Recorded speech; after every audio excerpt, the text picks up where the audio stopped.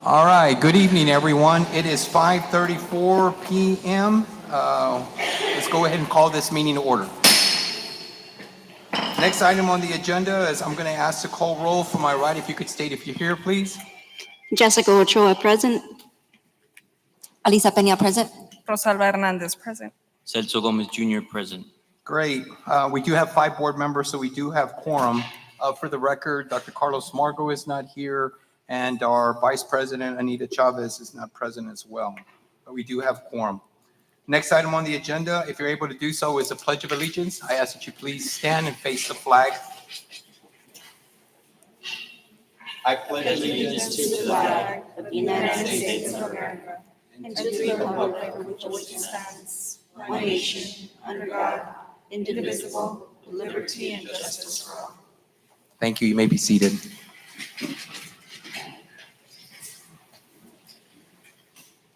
Ladies and gentlemen, the next agenda item is public comments. Each speaker, again, be reminded that you do have 3 minutes to speak. We ask that you clearly state your name. At the end of 3 minutes, our secretary, Ms. Peña, will inform you that your time is up. Ms. Peña, do we have anyone who has signed up? And just for the record, the time for this portion of the public comment is 5:35 p.m. We are now in open session. Do we have anybody who has signed up? We do not have anybody signed up for public comments tonight. Okay. If I'm not mistaken, we also have someone who's going to be doing a presentation at this time. Ms. Crespo?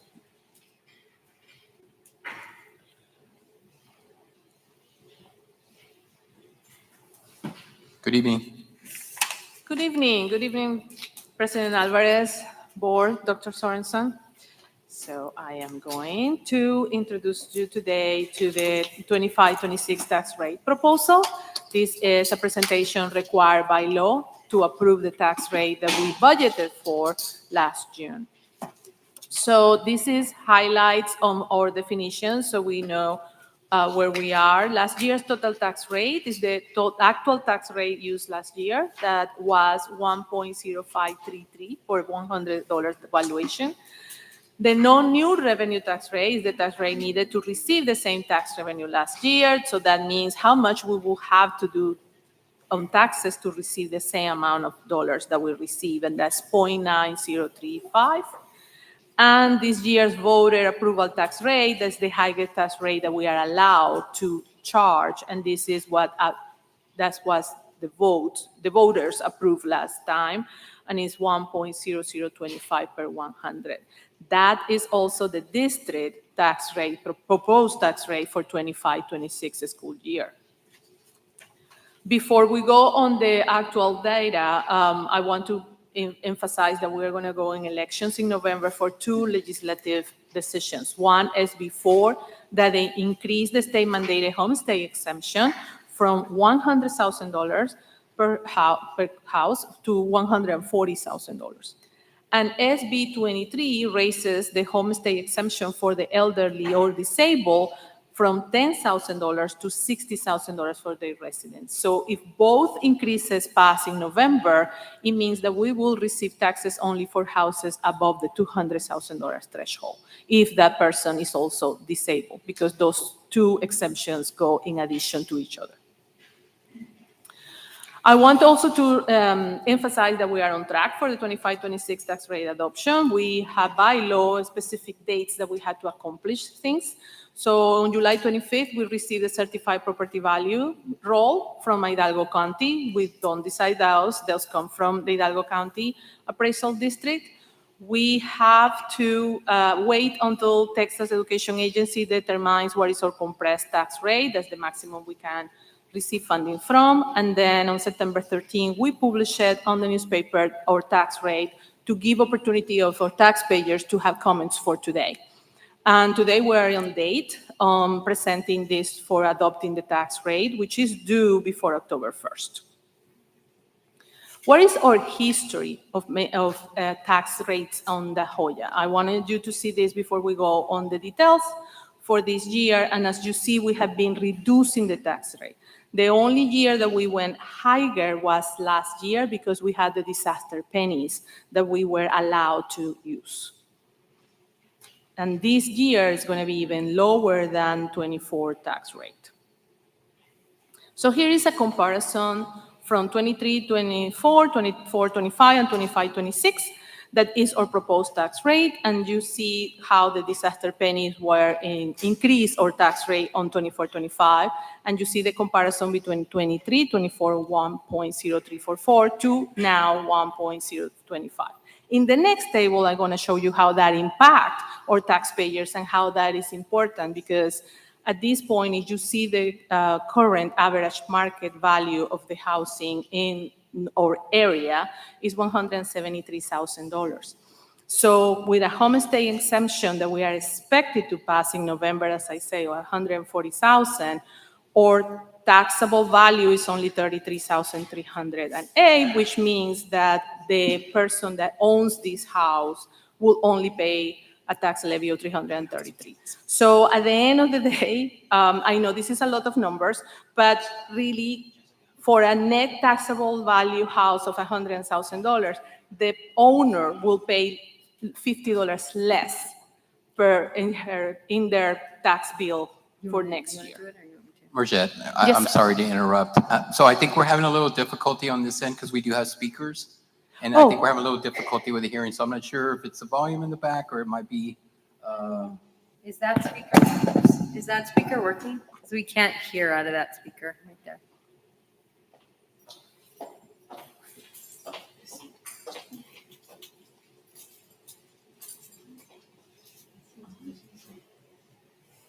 Did you hear out of that one? On this one, yeah. We're hearing. You want me to test it better? No?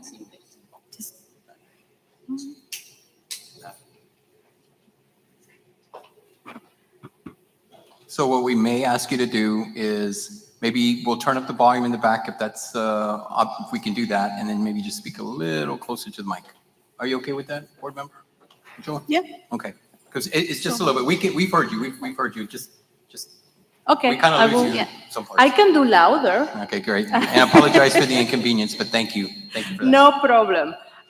So what I was explaining, and I'm not going to go in detail on this slide again, but I want to emphasize the bottom line, that is that any taxpayer that will see a reduction from last year to this year of approximately $50 on property taxes. So we are reducing the taxes for our taxpayers in our area. So, I'm sorry, I jumped too fast. And of course, I cannot find it.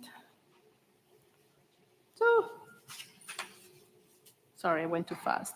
So, by law, we are required to propose and do the motion in a specific vocabulary. So, we have gave you a copy for that. And the conclusion of all this and the adoption, that is what we want the taxpayers to concentrate on, is that this year's tax rate is a decrease from the prior year adopted rate by 50 cents. So that is where our bottom line is, and is the best option the best thing that we can show to our taxpayers right now.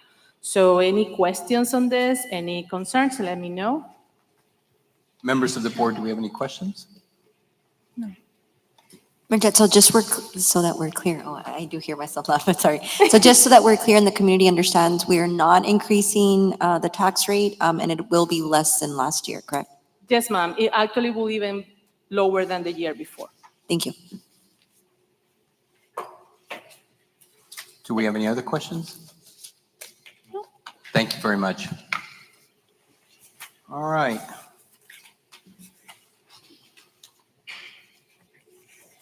The next portion of our open meeting will be, our regular meeting will be to board to consider taking action to certify the district's compliance with the requirements of the Texas Education Code Section 11.005 related to diversity, equity and inclusion. 22.0.0022 related to discussions controversial topics, and 39.008 related to certifications of compliance with certain laws. The board will now hear public testimony on this item when the item is called. And again, we are still in open session. Do we have anybody who has signed up for this particular agenda item? Just so that you know, the time is 5:44 p.m.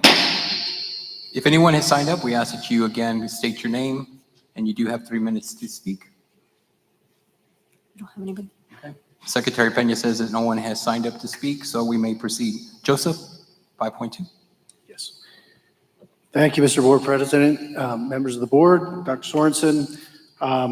So for this public hearing, we will address the district compliance with Texas Code Section 39.008.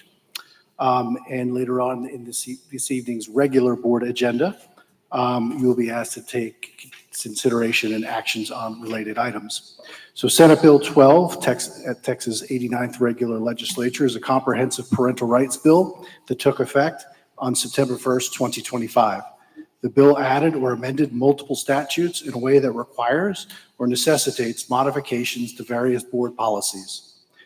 The district subscribes to the Texas Association of School Board Policy Service, which provides policy updates after the legislative sessions to reflect legislative changes.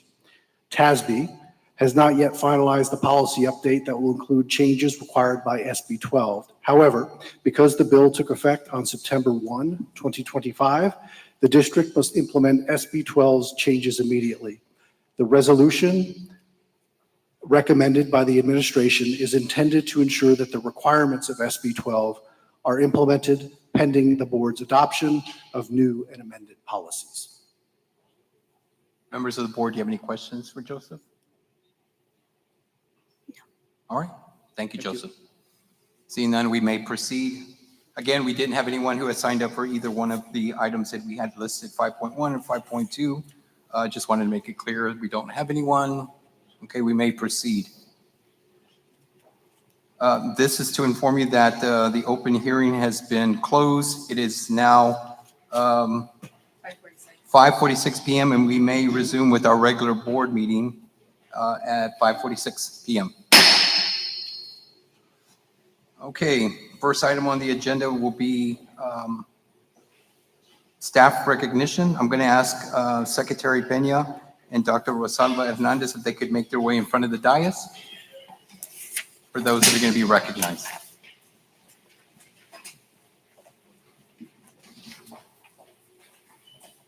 I know Dr. Little will cover this, but let me share with you what this is. 7.1 is National Blue Ribbon School Recognition. Again, this particular agenda item will be covered by Dr. Little. Dr. Little, the platform is yours. Thank you so much, Board President. We are incredibly excited tonight to recognize what is an incredibly special honor that one of our elementary schools has been awarded. So this is recognition of National Blue Ribbon status for Diaz-Villarreal Elementary School. You see the principal and some of the teachers and staff here with us this evening. A little bit of context on what this is and why this is so exciting. First, to start with like how long it takes to go through this process. Schools have to be deemed eligible to apply for National Blue Ribbon status. That started more than a year ago at this point. And then they have to decide if they're going to go through the gauntlet of the application because it is super intense and time intensive, requires principal and school leaders to really put together a compelling narrative of what they're doing at their campus, why that matters for students, staff, and the community, and why they deserve to be recognized as one of the best schools, not just in the Valley, not just in Texas, but in the entire country. This is a national recognition and award. And so Principal Hinojosa said, we're eligible and we're going to do this. And she spent an incredible amount of time and energy really last spring putting this application together on behalf of the faculty and staff at the school. We were able to celebrate in a really fun and raucous way with some dancing and cheering the other day, the entire school community, because it really rests on what students bring with them every day and to their like work ethic and commitment to learning, what faculty and staff bring into the building every day and their commitment and dedication to students and constantly improving in partnership with their community. So it really was a whole school celebration. And we are super excited to share with the board and the community tonight that DV is, according to the state of Texas, officially being recognized as a National Blue Ribbon School, and this is the only school in La Jolla ISD last year to have earned this recognition. So really want to thank you for everything that you have done and continue to do for your students, and just take a moment to give you that gratitude, but also to celebrate you for this incredible accomplishment.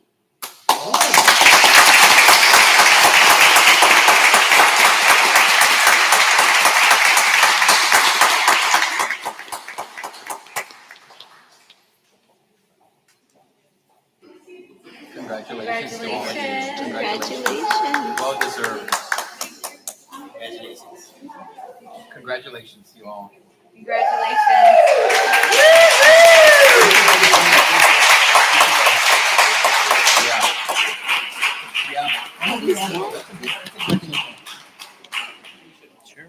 Y'all are gonna have to snuggle up.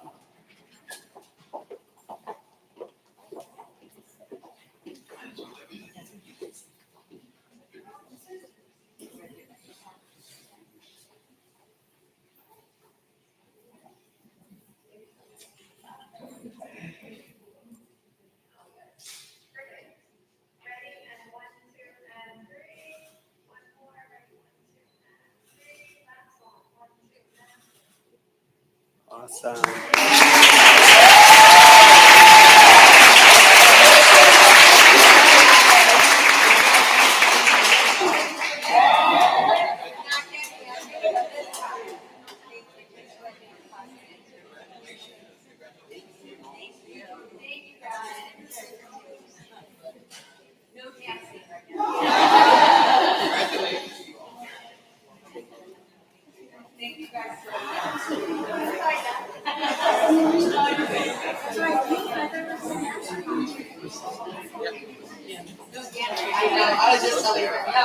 Absolutely not. You got, wait, people were like, they were, I was like, don't, it's gonna end up somewhere.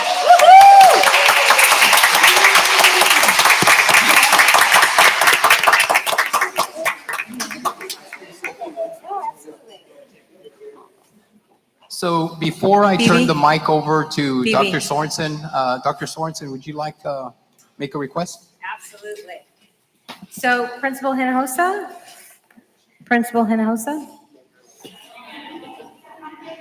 We would love for you to say a few words as the esteemed leader of this campus.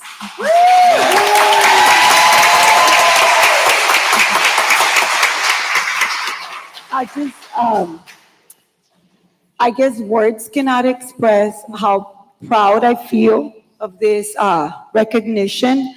And this is not like my work, it's my staff that every single day they go to our campus and give it their all. Our students that work really, really hard, and of course the community. So I'm just beyond proud and blessed to be able to be part of this amazing family. Thank you. We're a National Blue Ribbon School. Go baby. I think I misheard her. Did she say everybody was off tomorrow? From here, again, the speaker's not working, so. Dr. Sorensen, would you like to add to that? Absolutely. So first and foremost, I'm not going to dance this time. I already danced at campus, and I think somebody got it on video, and I don't know whether that's going to go. I'm sure it is. I'm sure it is. But every moment that we spent celebrating with all of you is just my greatest joy. I mean, that's the part of the job that you wake up every day and you go, can I have more of that?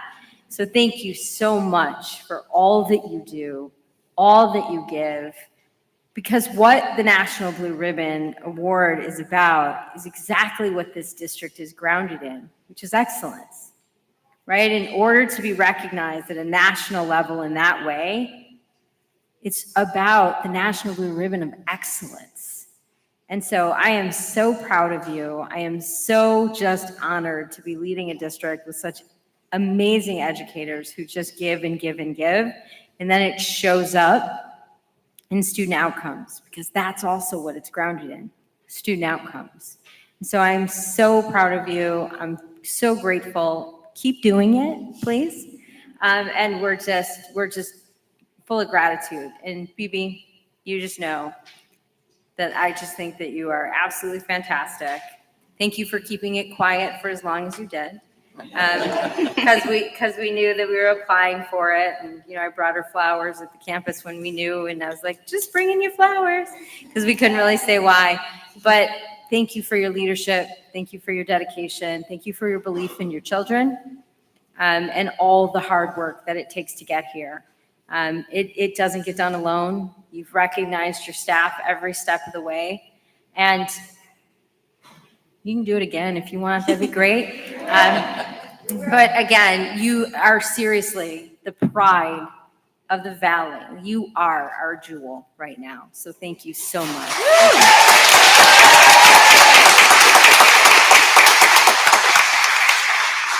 Well said, Dr. Sorensen. Does anyone else have anything to add? Dr. Little, closing remarks on that agenda item? Yeah, just echo all of that. Again, really soak this in. It is something to be super proud of. You have that for the rest of your career and rest of your experience. And thanks for that investment that you continue to make in your students. Thank you, Dr. Little. Thank you very much. And thank you. Congratulations to all of you.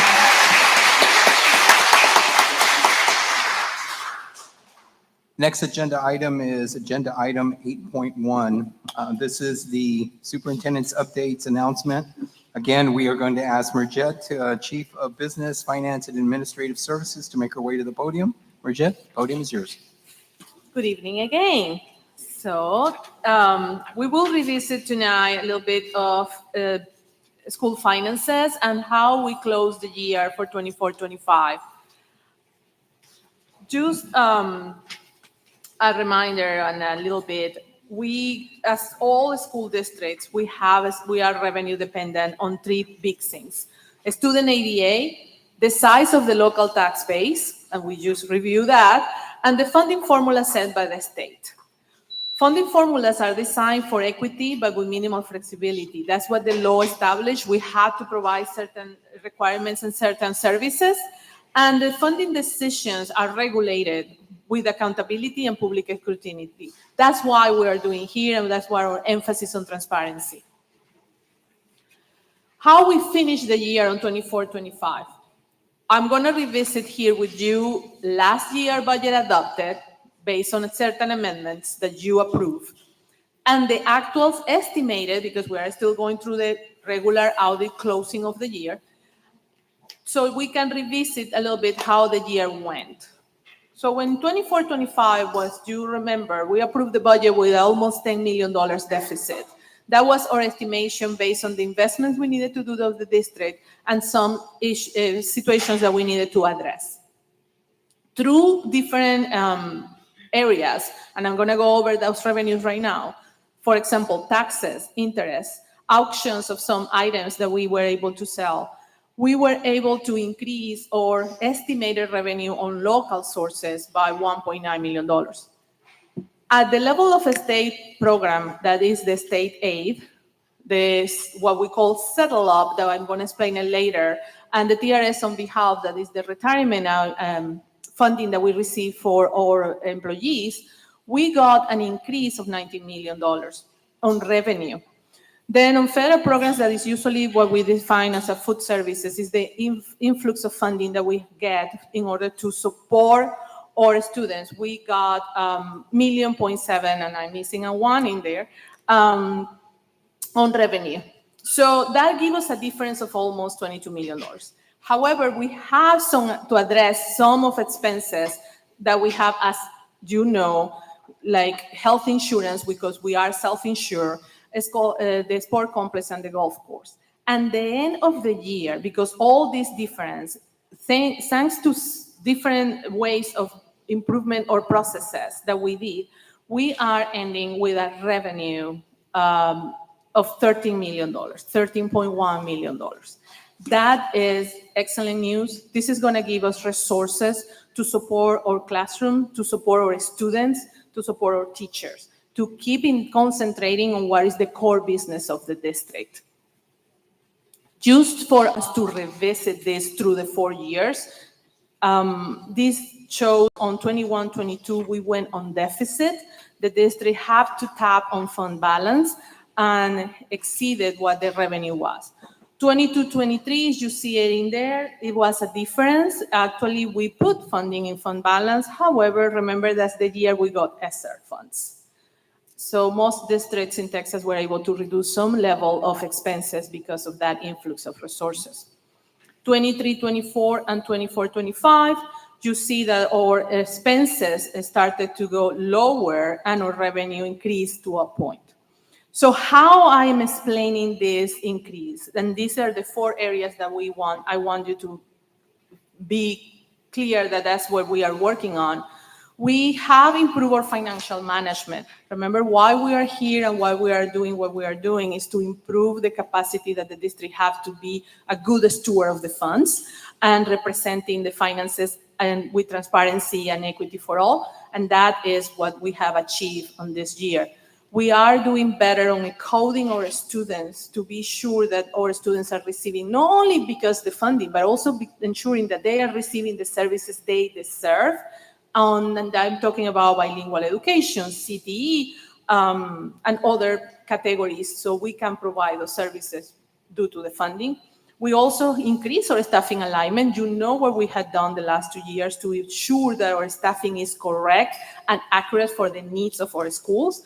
And at the end, we have been able to protect fund balance and actually increase it on a point that we are going to be able to start thinking. Thank you, board, for approving that minimum. We are starting thinking on how we can invest the excess to be sure that we are providing our community and our students what the needs are. How we get here, just to review the revenue cycle. First, we are going to talk about property taxes. Property taxes are calculated between January and through July. In September, as today, we adopt the tax rate. And then we receive those funds based on the tax collection, and they are adjusted monthly as the taxes get paid. We have also received what we saw before in revenue, the state aid. That is the legislative estimation of revenue that we should be receiving based on our numbers. And this is paid monthly and reconciled against PIMS data. PIMS data is what tells me what categories of students I have, how many staff ratio we have, and we submit that to the state. At the end of the year, and that's where we are going right now, and that's why it's not a surprise, but it's a number we cannot predict exactly. It comes what is called the settle up. That's the calculation based on final ADA and the property values. The state does that and gives us the adjustments necessary based on that student data and attendance. And it's paid by the end of September, beginning of October. So just to wrap it up, we have 2 tiers of funding in the state for districts. First of all, and that's why it's the biggest one in this turn-down pyramid, the average daily attendance is that basic allotment we discussed in June, the $6,000 and $2,015 per student. We receive that based on how many students come daily to our schools. Second is the state allotment based on the student classification, where we were talking about categories. And then those students' attendance also have a weighted average daily attendance. That gets then down to tax revenue, the property values, and that local share of funding that we were talking about before. And then at the end, based on all those funds, if we still are underfunded, the state will do supplementary guarantee yield base. That's we call the state aid. All this gets settled up at the end based on all our numbers, and that's the funding that we are presenting to you today. Anyway, we always are going to be concerned that our biggest budgetary pressure is the loss of enrollment and resulting ADA. When we don't have our students, it's not only that we suffer in funding, and it's also the students suffer on the capacity to be there for learning and to be able to, for us to serve them the way they need to be served. At this point, as of September 8th, we have 21,649 students in the district. I want to show you a final thing that I'm very proud of, and it's part of the financial management improvements that we have been doing.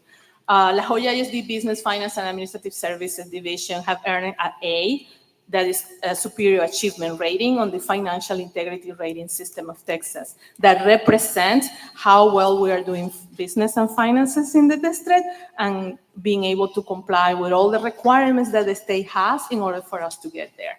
And we actually increase the number of points on why we got that A.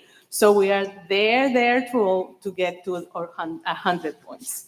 So I'm very proud of that. And with this, we are showing that we are really looking to be transparent and equitable across the district. Thank you. And if you have any questions for me. Well, I think that deserves a round of applause, so.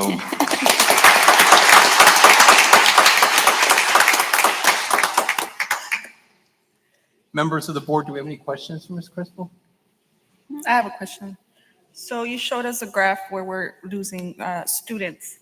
I want to clarify, we are getting money from, you mentioned taxes, you mentioned ADA. The money that we are getting, the 6,000 and some, is from the 19,315. Yes. Okay. And we are to submit to the state every 6 weeks all these numbers so we can receive our funding based on that. Okay, thank you. So I know that you've been working closely with Dr. Little and then the team that's been assembled to make sure that we have seats, right? Or folks in the seats. Quality seat analysis, yes, sir. And I have really to be appreciate there. that. And I appreciate the fact that we always report on that at our monthly meetings and so thank you for that. And so how's that been? I mean, are we seeing less and less students not coming to school, or do we see an increase of students that are now I think daily Dr. attending? Little have a little bit more information on that on the daily attendance, but we are getting, in some areas we're getting better, in some areas we are still struggling, but I know we have a lot of interventions starting. Yes. We are investing on it to be sure our teachers or parents or principals have the support in order to get our students in the classrooms. It's a concern and is being monitored daily. So in that sense, we are doing much better, but Yes. it takes a little bit to get our students every day in the classroom.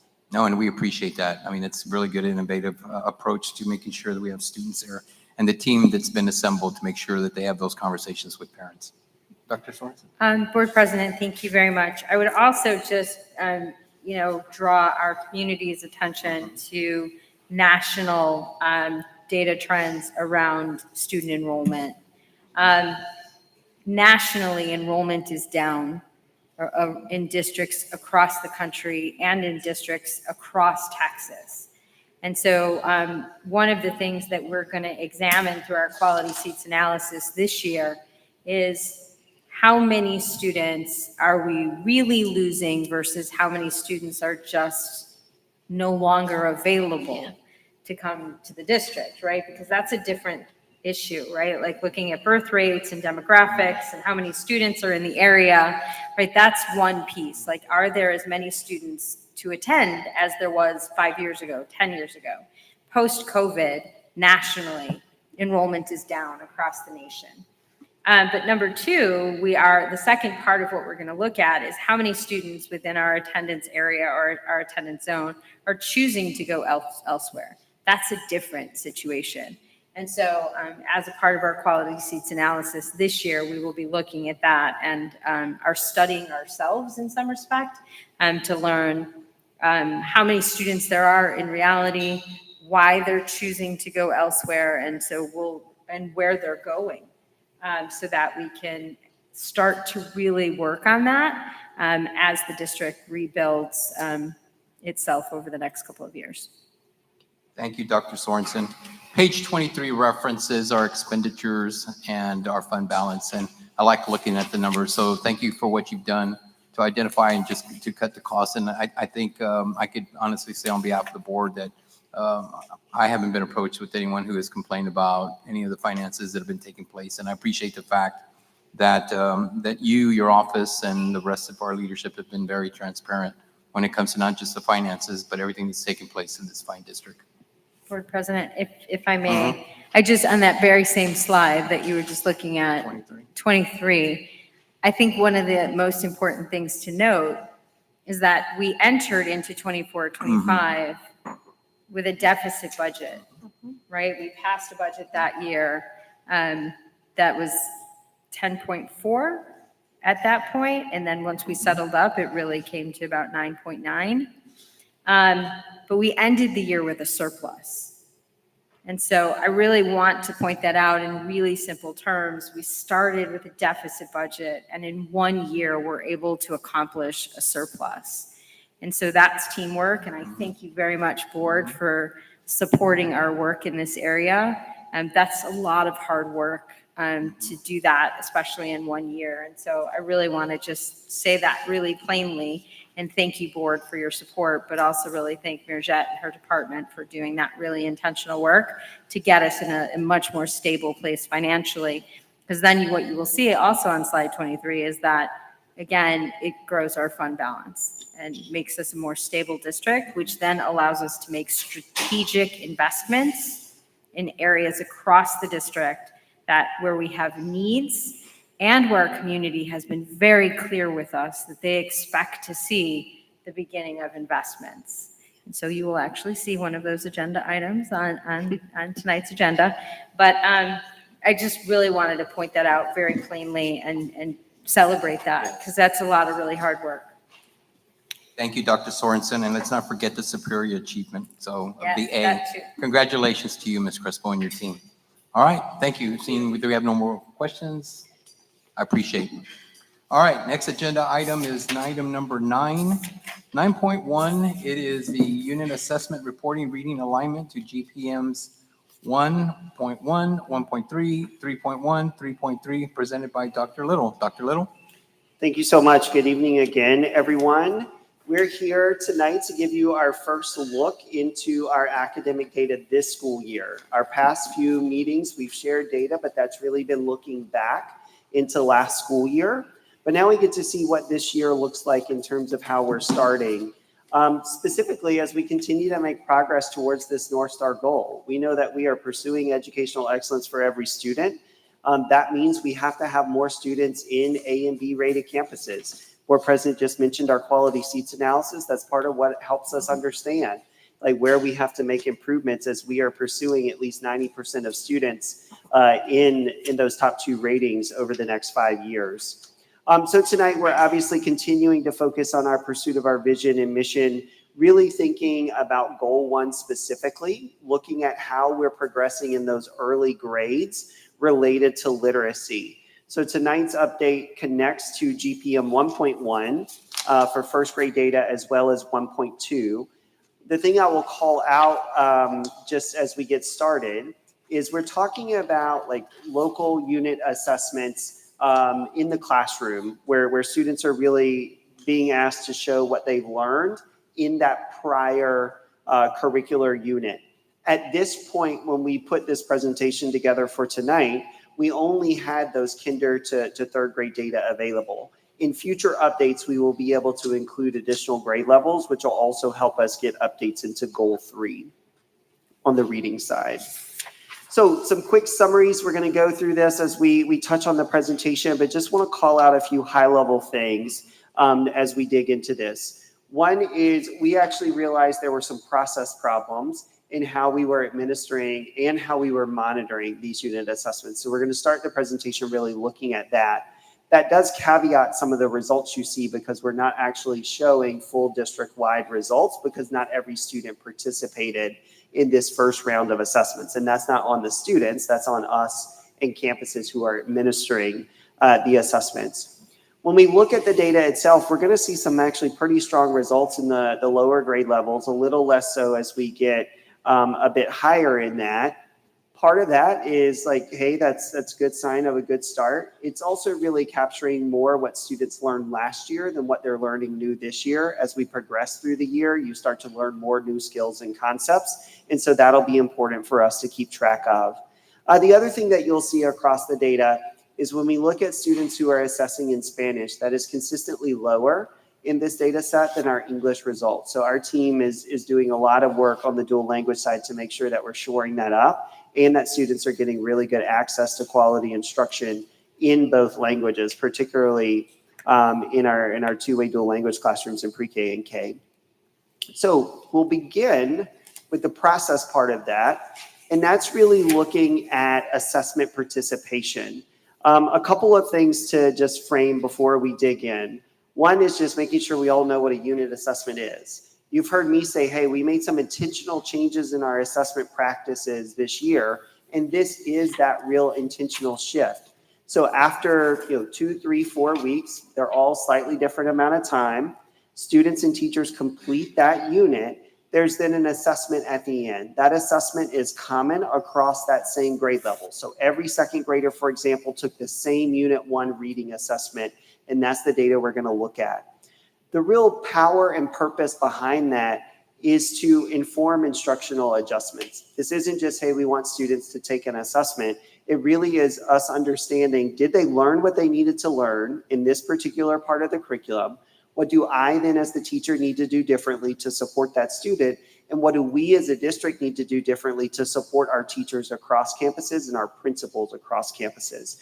So this is giving us much quicker, much faster response rates to what we're seeing in the district so that we can get improvements happening on a more ongoing basis. As I mentioned, we're really looking in the kinder to third grade space tonight. This slide, for anyone who wants to come back to it, is just giving a bit more description on what each of those particular unit assessments included. So participation. This is not normally something that we report out on, but we had a significant enough challenge here that we wanted to be transparent with you and the community on what that challenge is, how that impacts what we did here centrally versus what schools did at each campus, and what we're doing to correct it.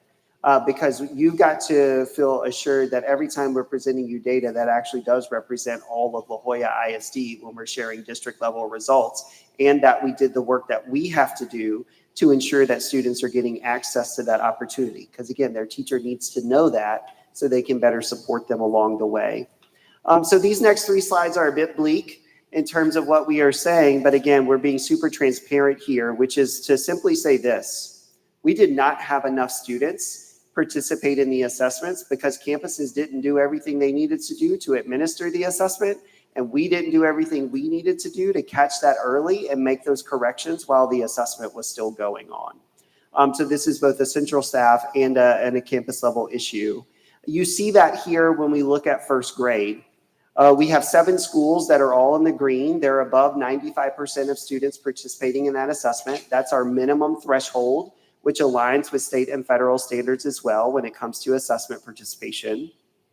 But that means we have 2/3 of our elementary campuses that didn't meet that 95% mark, some going as low as into the 60% range.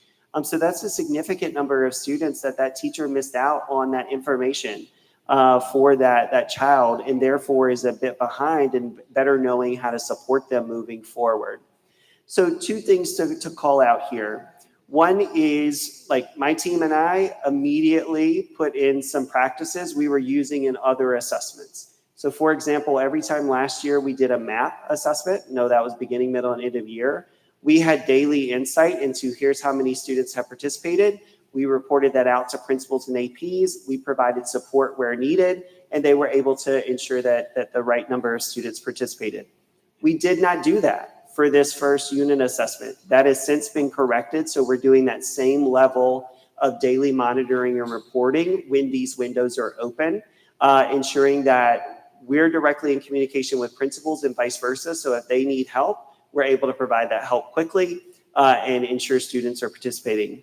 The other thing that we've done is very clearly share this data with principals and have that conversation to say, hey, we've made system improvements based on what we learned that we did not get right in the first round, but you as the campus leader have to ensure this is corrected moving forward. Like, at the end of the day, this is one of the most basic things that schools do, and we can't continue to miss on this as we go along. Board President, can I interject? Yes, please. And I just want to say this in support of what Dr. Little is saying. 2 things. One is that the turnaround to have conversations with central office staff and our role around monitoring and supporting happened quite quickly and quite directly from me.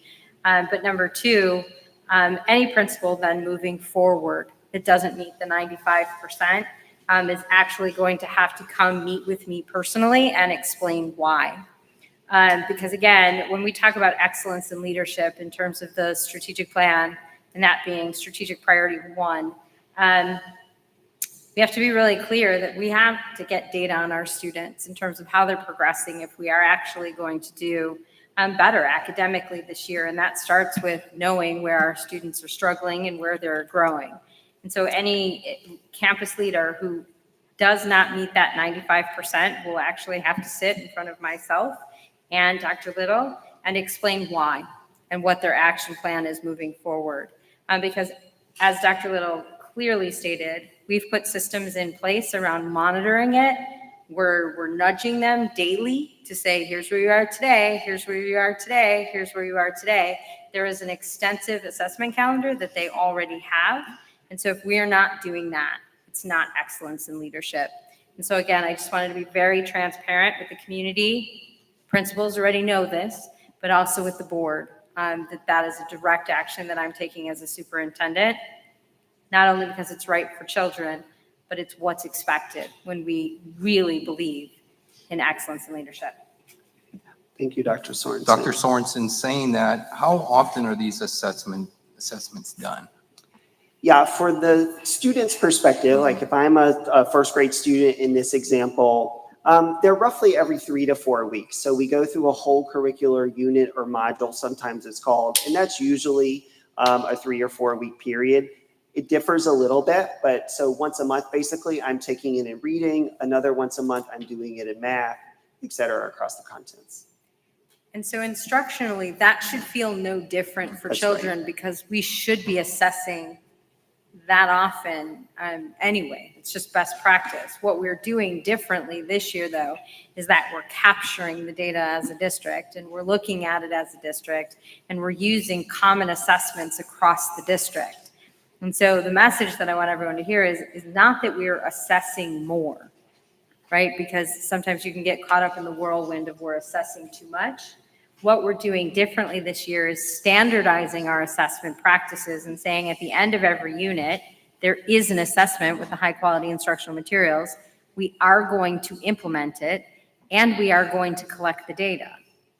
And so that, again, I just want the public to be assured and the board that it is not about over-assessing.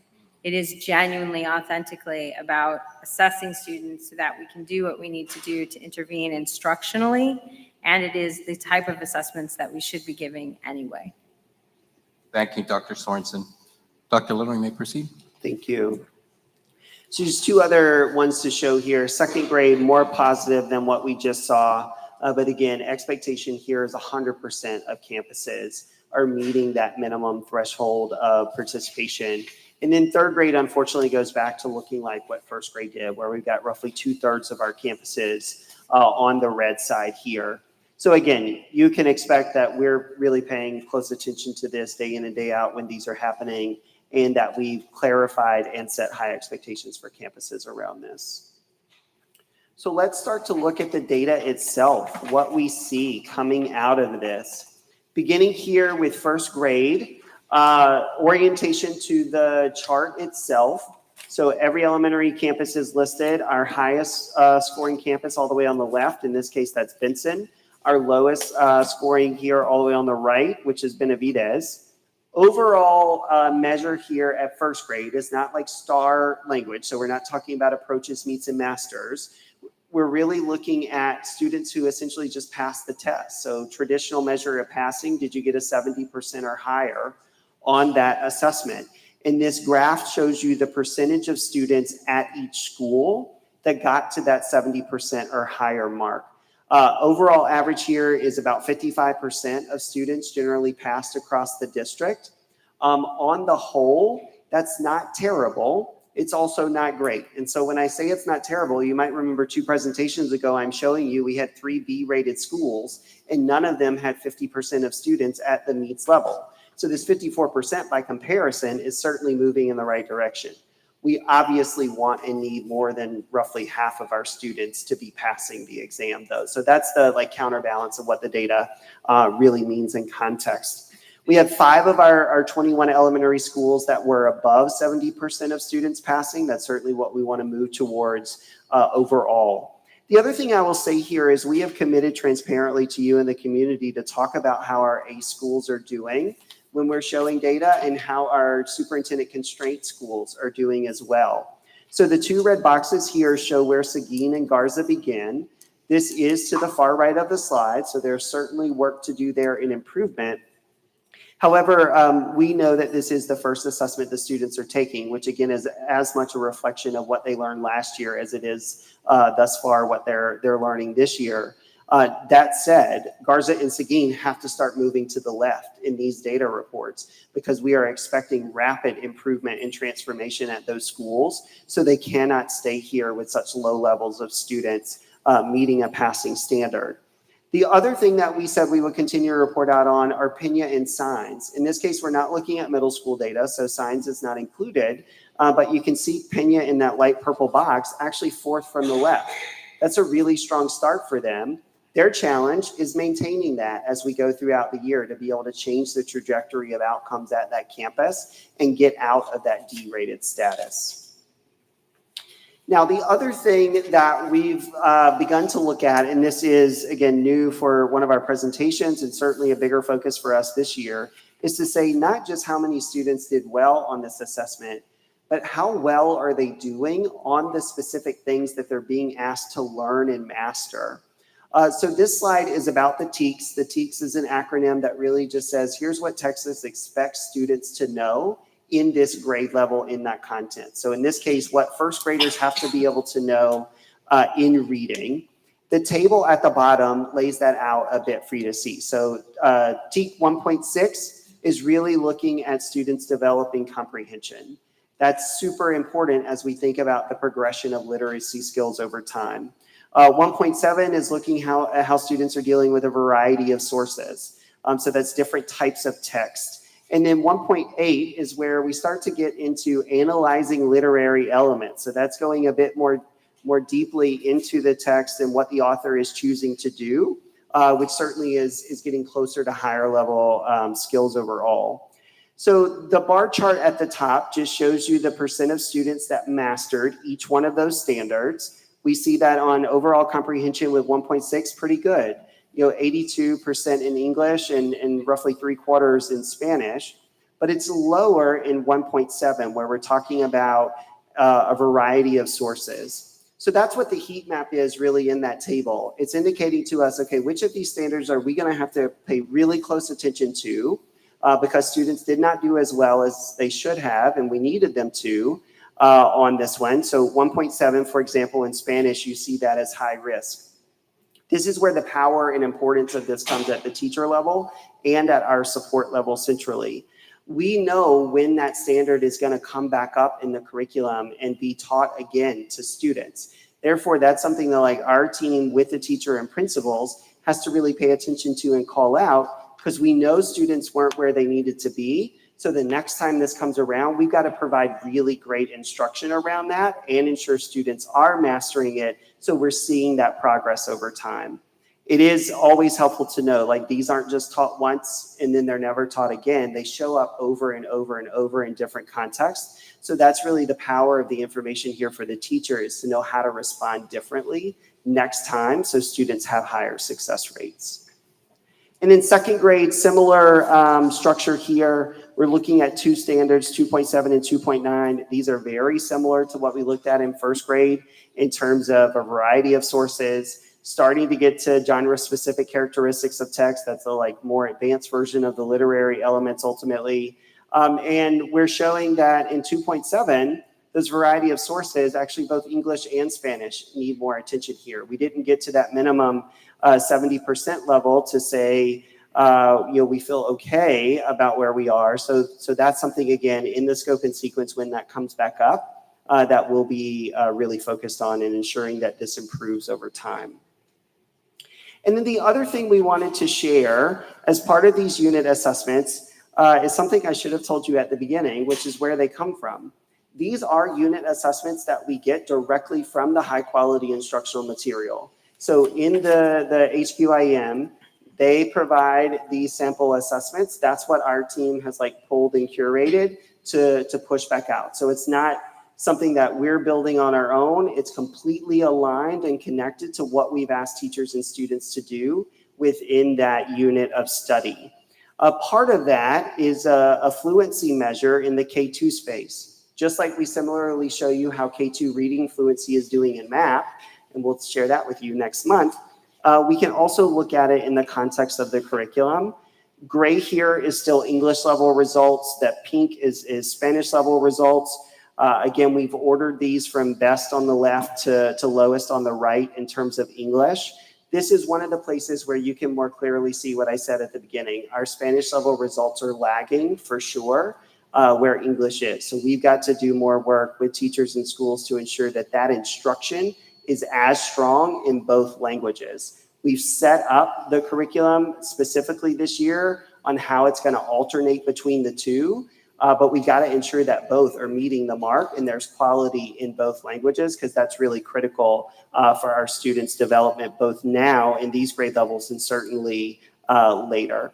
The other thing we'll, again, just call out, you'll continue to see Seguin and Garza here in the red boxes. They've shifted a little bit to the left here, but still more work to do. And you see Pena actually is now in the middle. So this is an area where, like, as a school, they've really got to ensure that that science of reading foundational work is happening in those grade levels, and we're not missing out over the next couple of units on students really gaining these skills as we move through the school year. And then third grade is a bit of an anomaly here in terms of the data that we see. This is really high. Like, there's no other way to say it. Like, average here is 83% of students, meeting the mastery level on this first unit. That's amazing. I want to show you this type of slide every time we're up here. And realistically, we're not going to have 83% of students sort of at that master's or meets level consistently. So again, this is as much about review as it is new concepts. So I don't want folks to be like, oh my gosh, next time Dr. Little comes up here, third grade went down. Because remember, our goal for this year is in the 40% range of students meeting grade level expectations. So we will see this adjust. This also, however, is a good reminder of what our students are capable of. And that's something that we've got to keep in mind every day. Yeah, it may not be 83%, but our students will consistently rise to the level of expectation that we're setting for them. What we have to do is rise to their potential. And that's really the core of our work with our teachers, our leaders, and our teams, is improving that practice overall. And then similar here on the standards, again, none of these are challenging in terms of the heat map at the bottom, because the results were really strong, 80% or higher across these areas. You can also see how this just builds over time. We're talking about comprehension at first grade. We're still talking about comprehension at third grade. It's now just comprehending more complex information and materials. And then finally, we are going to do a better job this year of being consistent in showing how different student groups are doing across our data. So back to first grade, we see that 55% in the light gray. That was our average across the district for all students. And then as we continue to focus on our special education students, that'll be an emphasis. You see there's almost a 20-point gap between all students in special ed here, going to 36%. What we will consistently see, or at least what we expect to consistently see, is our ECODIS percentage, which is that dark gray bar. That's the income risk measure that districts use in Texas. And the red one, our emergent bilingual students, will almost always be very similar to the all student population data, because they really represent the majority of our population in La Jolla ISD. So where we'll really focus in this data moving forward is how special education students are doing compared to that overall population, because there's not much differentiation in the other two data sets. We see second grade and third grade here. Again, look at third grade, for example, that's almost half, like almost a 40-point difference between all students and students in special education. Our next presentation is all about what we're doing in special education. We know we stand here today acknowledging that all of the transformation work we have to do in this area is not done yet. That is a multi-year endeavor, but we're not going to wait 3 or 4 years down the road to then start talking about how our students in special education are doing. We're committed to being transparent about that now as a push for us to really accelerate the impact that we have to make as we work through the audit recommendations. And so finally, to close us out here, we are we're doing a lot around instruction right now and spending a lot of time working on this and talking about it. I've shared with you before that we started instructional sprints where our team is really on campuses multiple days a week in classrooms with principals and assistant principals side by side, talking about what we're seeing and how we give feedback to help teachers grow and improve, and how we give principals feedback to help them grow and improve. Those are continuing to happen. I will share briefly that in our first set of sprints, we did it for a 2-week period. Principals thought things were quite rosy, and we thought that they needed some work. So we had to have a very direct conversation in our last principal meeting to start to calibrate and align on that. And the superintendent and I have really had the good pleasure over the last 2 days with groups of principals at a time being in classrooms, starting to better align on here's what quality really means and here's what we need to be seeing in classrooms. And we're going to continue to do that. The other thing that we're really focusing on is better helping teachers before they ever deliver the lesson. So you've heard us talk about professional learning communities or PLCs. Like, we've got to better ensure that teachers know what that lesson really is about and that they're prepared to go in and teach it. So then what we see in the classroom is a much higher level of quality. So our team and really leveraging our partners are going to be spending much more time on that front end, working with our teachers and leaders to ensure that planning and internalizing is as deep as it needs to be. And then I mentioned work that's happening in dual language. Again, as we're thinking about that feedback and support for teachers, that's both in monolingual English classrooms as well as dual language classrooms, and making sure that that Spanish and that English is getting both the attention it needs and the depth and quality it needs, as well as making sure that our lowest grade teachers know how to use supplemental resources as well that's provided to help with Spanish acquisition. So with that context, happy to take questions and know that we'll have future updates on unit assessments throughout the year. Members of the board, do we have any questions for Dr. Little? I have a question. Dr. Little, the data, just to clarify, this is the collected before the ending of the first 6 weeks? Yes, this was really, it was sort of 3 to 4 weeks into the school year. So roughly the progress report time is when students were taking this assessment.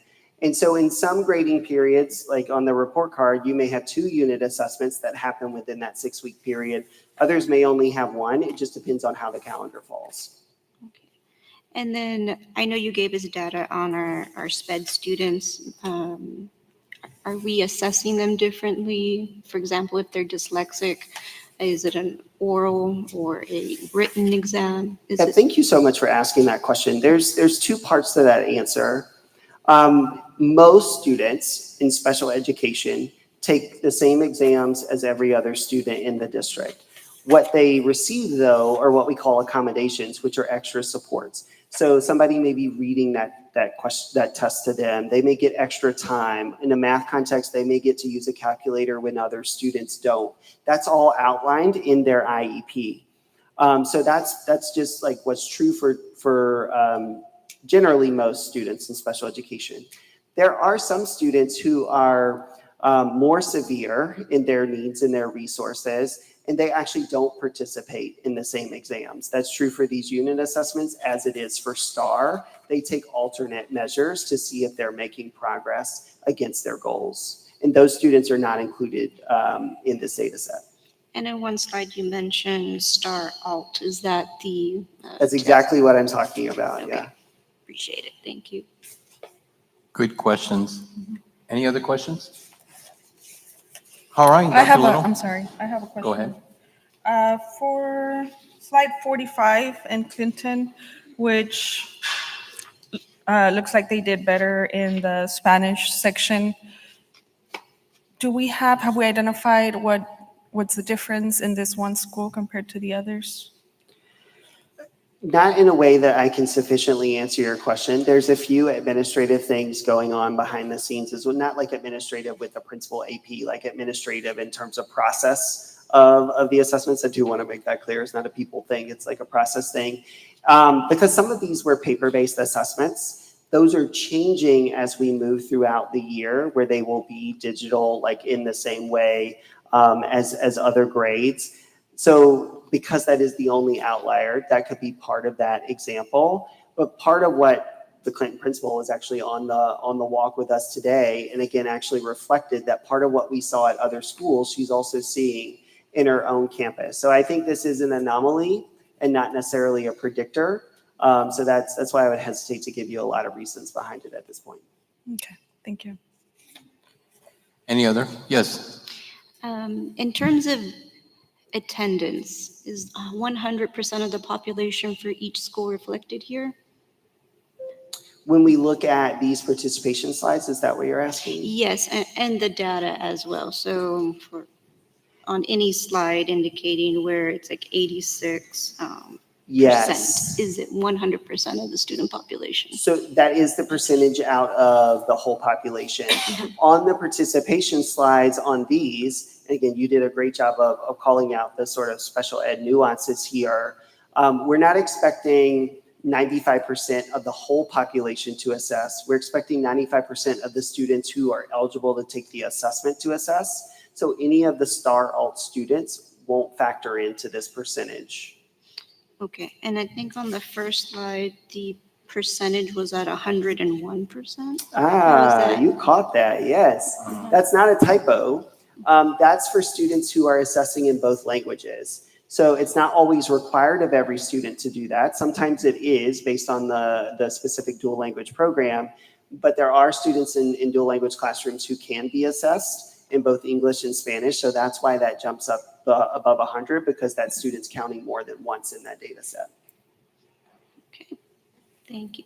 Any other further questions? Yeah, I have a question on the same Yes, Mr. Sosa. information that we're looking at. Have we identified the reason why these campuses did not have the 95% or higher participation? Yeah, and it's not a good answer, because it is like people just weren't paying attention and getting it done in the time frame established. Like, there's no external impact here. There's no, I couldn't do it because this other thing was going on. I just didn't prioritize it. Thank you. So I have a question following that Go one. ahead, Dr. Hernandez. Our superintendent mentioned that we have presented a calendar with dates for testing, and the leadership is going to be focusing on that. So was that not happening last year? Maybe that was one of the reasons, or were the specific dates Yeah, so available? two parts of that. We have had an assessment calendar for a while, so that's not new this year. We had an assessment calendar last year. We have an assessment calendar this year. To what the superintendent said is really part of the difference here. So teachers last year were also giving chapter tests, unit tests, module tests, whatever it was. They were making those on their own. We weren't mandating that they be aligned across the grades and the content, so they may or may not have come directly from the curriculum. And we were not paying attention to that data at a district level. So part of what's substantively different this year is we're actually consistent in that assessment. So again, like every student in that grade and content took the same test. We're capturing that data centrally, and now we're reporting it back out to you and to campuses. And so we don't actually know what that percentage was last year because we weren't capturing that data. Now we know this is a clear signal to campuses as well. Like, you got to have the participation and you got to get and use the data. So that definitely feels different at the campus leader level from last year to this year. But to the superintendent's point, I want to emphasize this, and I really appreciate that you called this out. Like, the student isn't really feeling anything different. It's how we're using the information in the district to drive improvement. Thank you. Board President, can I add something? Yes, Dr. Sorensen. Thank you, sir. So one of the things, though, that I also want to build on that, Dr. Hernandez, is that our principals also asked for this kind of assessment system and the clear reporting out of data. When we did reflection together in June, we talked about how we weren't looking at data often enough, publicly enough, frequently enough, so that we could be more actionable. So one of the things that our principals asked for in June is, okay, let's put this assessment system in place. We wanted to do it. We had the conversation with them in June that this is where we were headed and this is what we were going to do, and that we were going to report out on this publicly at meetings, both board and at principals meetings, because we want to look at data every single time we're with them now to say, how are we doing? We never want to get to a point where we look up and we didn't know, right? It's our job as the district to support campuses to do their work. And part of that support is to put systems and structures in place so that we know when we need to intervene, we know when we need to support, we know when they're doing well, all of those kind of pressure points throughout the year.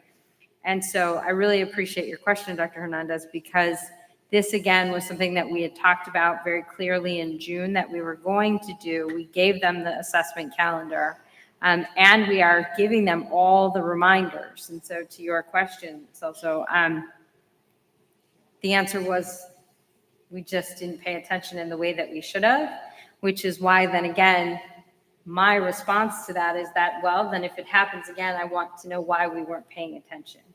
And I think that's my role as the superintendent, to learn, is there some barrier beyond just not paying attention that we need to fix? And how do we need to fix it? How do we need to support you better to meet the goal so that we can actually have robust student data? But then two, is it just negligence? Because that is a separate conversation that as a superintendent, as a chief of academics and school leadership, we need to have then if that continues to be the case. Thank you for that, Dr. Sorensen. Dr. Little, I know you will remain there. You have another question? Yes, Mrs. I have Little. another question. Thank you for saying that, Dr. Swarson, because continued monitoring is vital. You know, it mitigates our risk and grants us the opportunities to support and align as a team and at the individual schools. I do have a question specifically around the digital assessment. So have we standardized this? Obviously, we have a calendar that we need to adhere to, but you mentioned individual teachers were given their own assessments. Have we standardized this now? We have, and that's now consistent across grade levels and across content areas. Okay, thank you. And I would add, Board Member Ochoa, one of the things that I don't want to go unsaid, though, is that the central office is also excessively accountable for the movement of the data.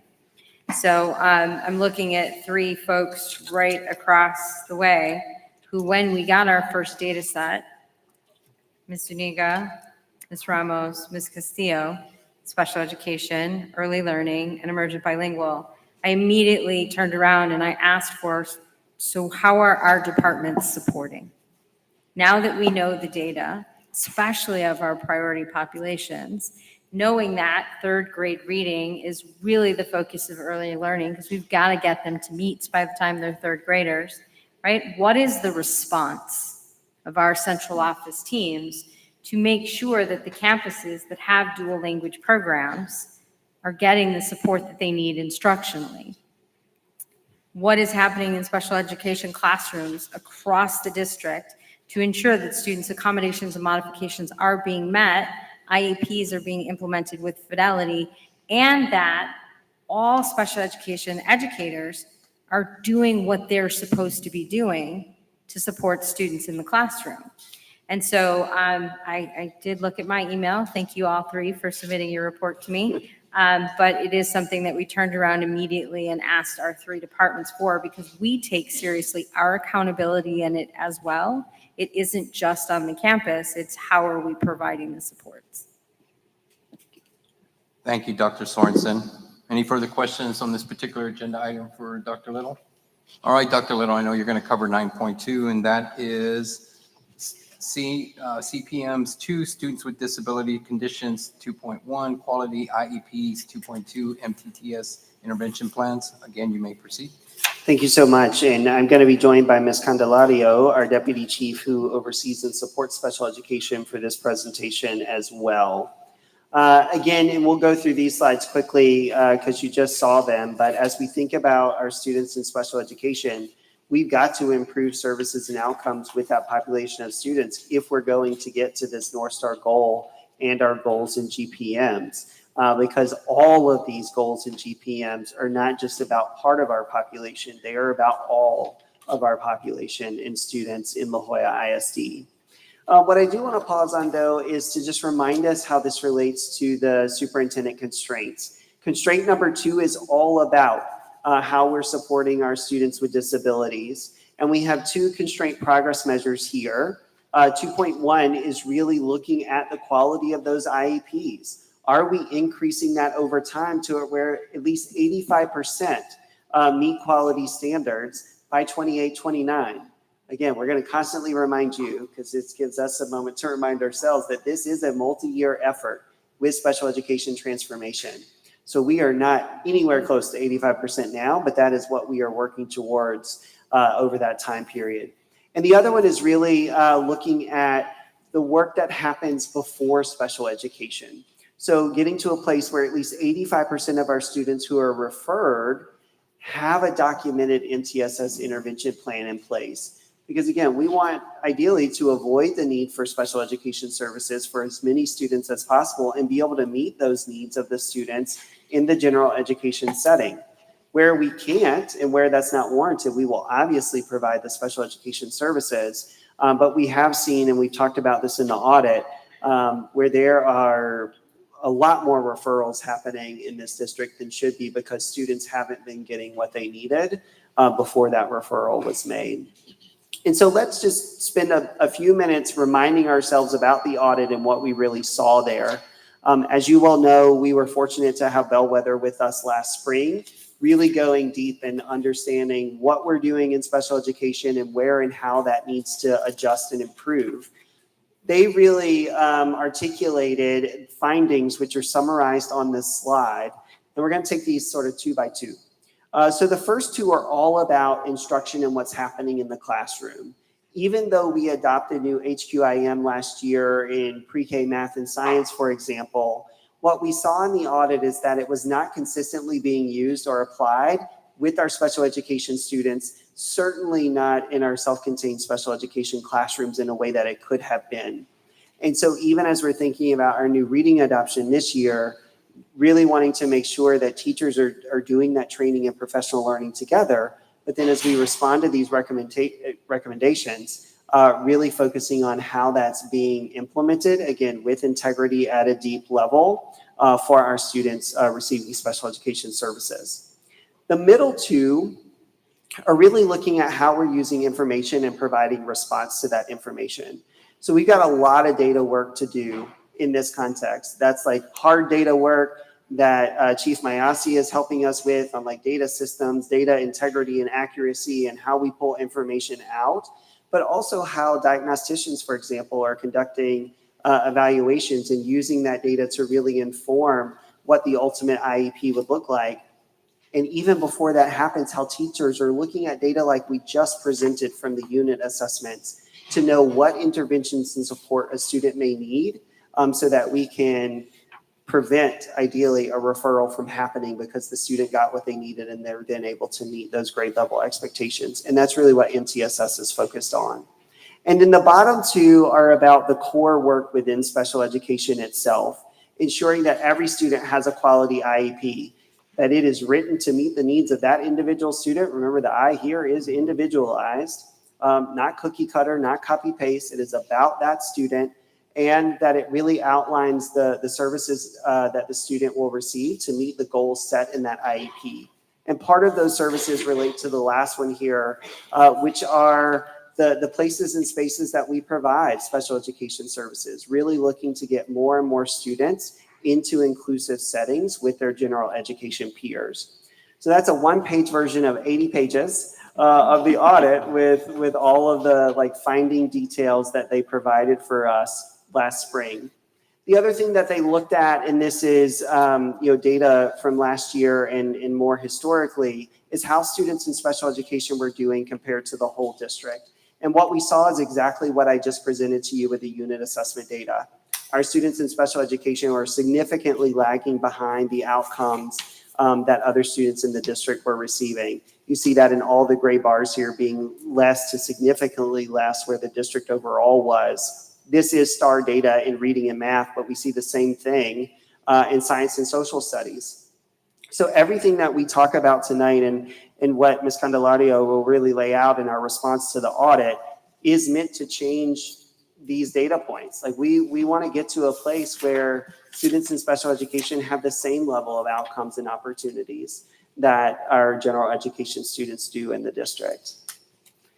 We see that at the end of the spectrum as well. So it doesn't matter if we're looking at a kindergartner on a unit assessment or looking at a graduate of La Jolla ISD, we have more work to do in those outcomes. And what the audit really left us with was something that we wanted to circle back to, which is this impact statement. Because it's really ambitious, it's really comprehensive, and it's rooted at the core of what individual students in this district really require of us to move forward. And that's ensuring that each of our students in special education feel the support that they need to be empowered to reach their potential. That is certainly what drives us and what has to drive our team moving forward. There is some mindset work to do around this and the belief in what students can and will achieve. But this is what has to stay center for us in this work. That does require us to really have that shared unified vision and get really clear on what we have to do day in and day out to get closer to that. From the roles and responsibilities of each staff member on the team to the systems through which we're working and how we're collaborating beyond special education. Because we are not going to meet the recommendations in this audit if special educators try to do it by themselves. They cannot do it and be successful because that's not the design either. It really is going to take the entire district focused on better ways to support and serve our special education students. And so here are the 6 recommendations that the audit left us with. When we shared that presentation with you in the spring, we went in detail on all of those and we're going to revisit them tonight. So obviously getting to a place where we got a stronger MTSS system and are doing that work before referrals are even made. Once a referral is made, that we have quality evaluations and that we're getting higher quality IEPs, that we're doing a better job of serving our students in inclusive settings and not just relegating them to different self-contained classrooms or spaces. That involves continuing to look at our staffing and make sure from central staff like DIAG, school psych, speech therapists, to teachers and assistants in the classroom, that not only do we have enough, but that we're really supporting them in a way to grow and get better in their work. So as we talk about professional learning in all of our other data presentations, know that that's also happening here within special education as well. And then much more work to do to really strengthen our partnership, our communication, and our collaboration with families.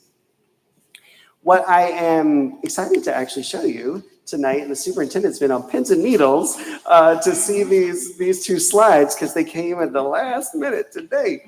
But it is actually good progress. So when we talked about the audit last year, we talked a lot about the need for inclusion. And just as a reminder, that means, if I'm a 3rd grade student receiving special education services, I'm in the same 3rd grade class as every other student in the district. I'm not down the hall in a separate room just with students with special needs. That does matter, and we will always have those spaces for the students who need it. But what we really saw and what the audit called out is we had too many students in those spaces that really needed to be in a more traditional education setting because that's where their potential lies and that's where they really have to thrive. That is also what research clearly shows. The more you can do inclusivity well, the better students will do. So let's unpack these 2 charts really quickly. When we think about the continuum of services and the types of placements we have for students, inclusion again is the ideal. Next thing to that is what we call resource. And there's different levels of resource, which is really measuring the percentage of time you spend out of the traditional classroom. So chart on the left here is looking at students who have resource less than 20% of the time, basically. So, 80% of the time they're in an inclusive classroom, up to 20% of the time they may get pulled out for an additional service. One of the things that we deeply appreciate Chief Mayasi and his team for is actually helping us get to a place where we can present this data. When we talk about data systems being a gap in the findings, it took us weeks to actually generate what is a simple slide here because that's not clean in our data systems in a way that we can just tell you, here's how many students are served in this type of setting. But let's unpack what's here on the left. The gray, super important because Texas changed this, 6 years or so ago. where students in dyslexia are now considered students fully in special education. So students who are just identified with dyslexia but no other need are always in the data set now, but we need to disentangle that because dyslexia services are almost always pull-out services. So that's what the gray parts of the charts are. The red is every other special education student who receives, again, less than 20% of resource time. What we see here in 25-26 is that 29% of our students in special education resource are still doing less than 20% of that pull-out time. That is a reduction of nearly 20 percentage points from last year. So you see that went from 49% last school year down to 29% this school year. That is progress. It is not the destination, but it is progress. We spent a lot of time in the spring talking to principals and talking to our DIACs and staff really about, you got to review where these students are placed because many of them are not in the right placement, and that's how this data moved. The chart on the right looks at more resource. So these are students who are getting it 21 to 50% of the time. You see that's a smaller population overall. Again, that is ideal and that's what we want to see, but we see progress there as well. So we've gone from 16 to 15 to 12% of students who are not just dyslexia identified and that are getting pulled out up to half of the time. Ideally, this gets as close to zero as we can get it over time. And it's something we'll continue to really focus on in our work and transparently share with you. But did want to give you a sense of what that looks like at this point in our process. And so next, Ms. Candelario is going to come up and actually talk about what we're doing in response to the recommendations that we received. Thank you, Dr. Little. Good evening, board and Dr. Sorensen. I'm excited to share phasing updates to the audit and recommendations and implementation phases. So we know that strong implementation directly impacts our student outcomes. Specifically, what we're focused on today is students with disabilities.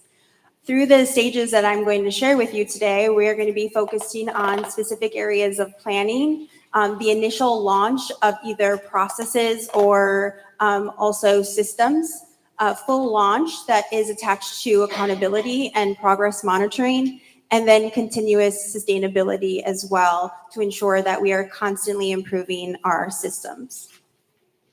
So the first priority is the multi-tiered system of supports, or MTSS. This year, I've had the exciting endeavor of really focusing on the MTSS rollout. And right now, currently, we are working with our partner EduSolve, and we are working through the different layers of MTSS and are planning and also piloting a launch of MTSS cohort schools with full professional learning. What I'd like to call out is the gray areas. The gray areas are actually what was recommended by the audit. And so here you could see in each year where we are focusing, where we are putting our full planning, where we are piloting full launch and or continuous sustainability. Within the data-driven IEP progress, we also looking at the Ms. great. Candelario, I'm Yes. sorry, before you proceed, I Yes. think Dr. Sorensen would like to add Oh, something. yes, Can you go back a slide? absolutely. I'm sorry. No. I always feel a need to say this every time we talk about MTSS. MTSS is not the road to special education. I have to say it publicly every single time we talk about MTSS as a system of support.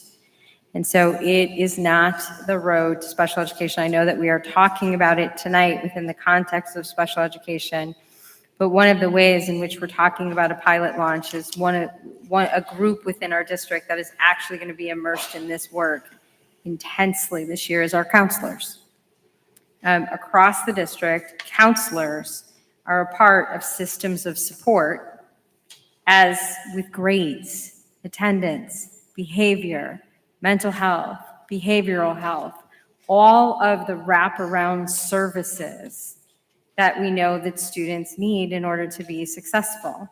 And so again, every time we talk about MTSS, I just want to be clear that it is about creating systems of support so that the groups of employees that are actually going to go through this intense professional development are the support staff. right? Because our teachers are learning a lot. And so again, as we get more specific into each initiative, which we won't tonight, I just want to be clear that in this space, our support staff, and by that I mean counselors, I mean diags, I mean speech language pathologists, I mean behavior specialists, I mean our attendance specialists, all of those groups are going to be part of the pilot launch this year because they are the folks who are going to be leading that work across the district. Thank you for bringing that up, Dr. Sorensen. How often would this group meet? You want to get This into tier a group little that bit you've of the assembled. specifics of it? Yes. Sure. So currently, right now, we are looking at the priority groups, like Dr. Sorensen mentioned. We'll be doing full whole day trainings with them. We meet with those groups on a monthly basis, particularly I do, and then their executive directors meet with them weekly. And so our focus area, particularly in MTSS, we're going to have full day trainings and then focus on the areas that are needed and with different elementary and secondary counselors as well. I love this. And so I'm assuming that all campuses are different then. Everyone is going to be different, right?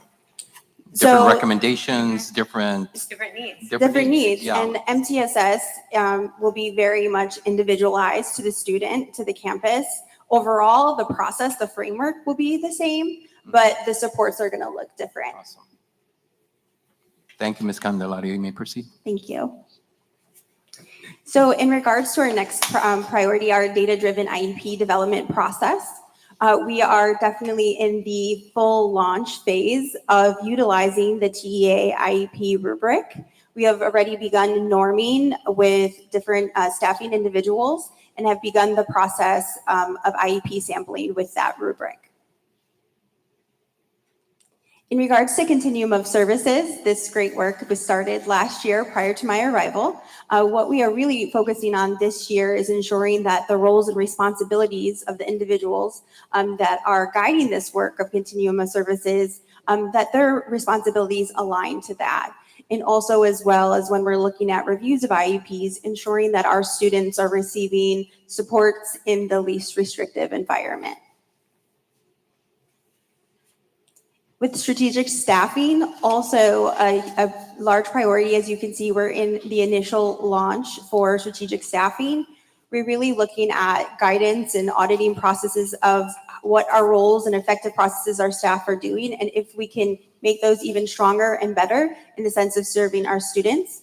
We are also working with individual groups. Our special education team are meeting with those individual members to get targeted support to each of those groups. Ms. Candelario, do we have any challenges with staffing when you say strategic staffing? Yes. Do we have any challenges with that? I'm just curious because this is, Yes. I love what you're talking about. I'm just curious if there's anything that you need from us. Well, you threw that curveball in at the end. Yeah. What we need from you. I think we mostly need awareness and understanding from you. We were actually having a similar conversation with board member Pena on this a few days ago. We definitely have struggles when it comes to staffing and special education. That is not unique to La Jolla ISD. That is a challenge, again, that the country faces in terms of having enough special educators in the work. So that's teachers, that's assistants, as well as like diagnosticians, school psychologists, et cetera. We're actually doing some work right now collaboratively with Chief Miller, with the superintendent, to think about specific strategies we pursue this year as a counterbalance to that. Because we're not just going to go find, I'm making this number up, but we're not going to go find like 20 folks who can start next week as a special education teacher. So there are other things that we're going to work with, both within our current team, as well as potential more contracted services support to ensure our students are getting the resources they need. But this is the place where we really got to think differently as we move through these recommendations.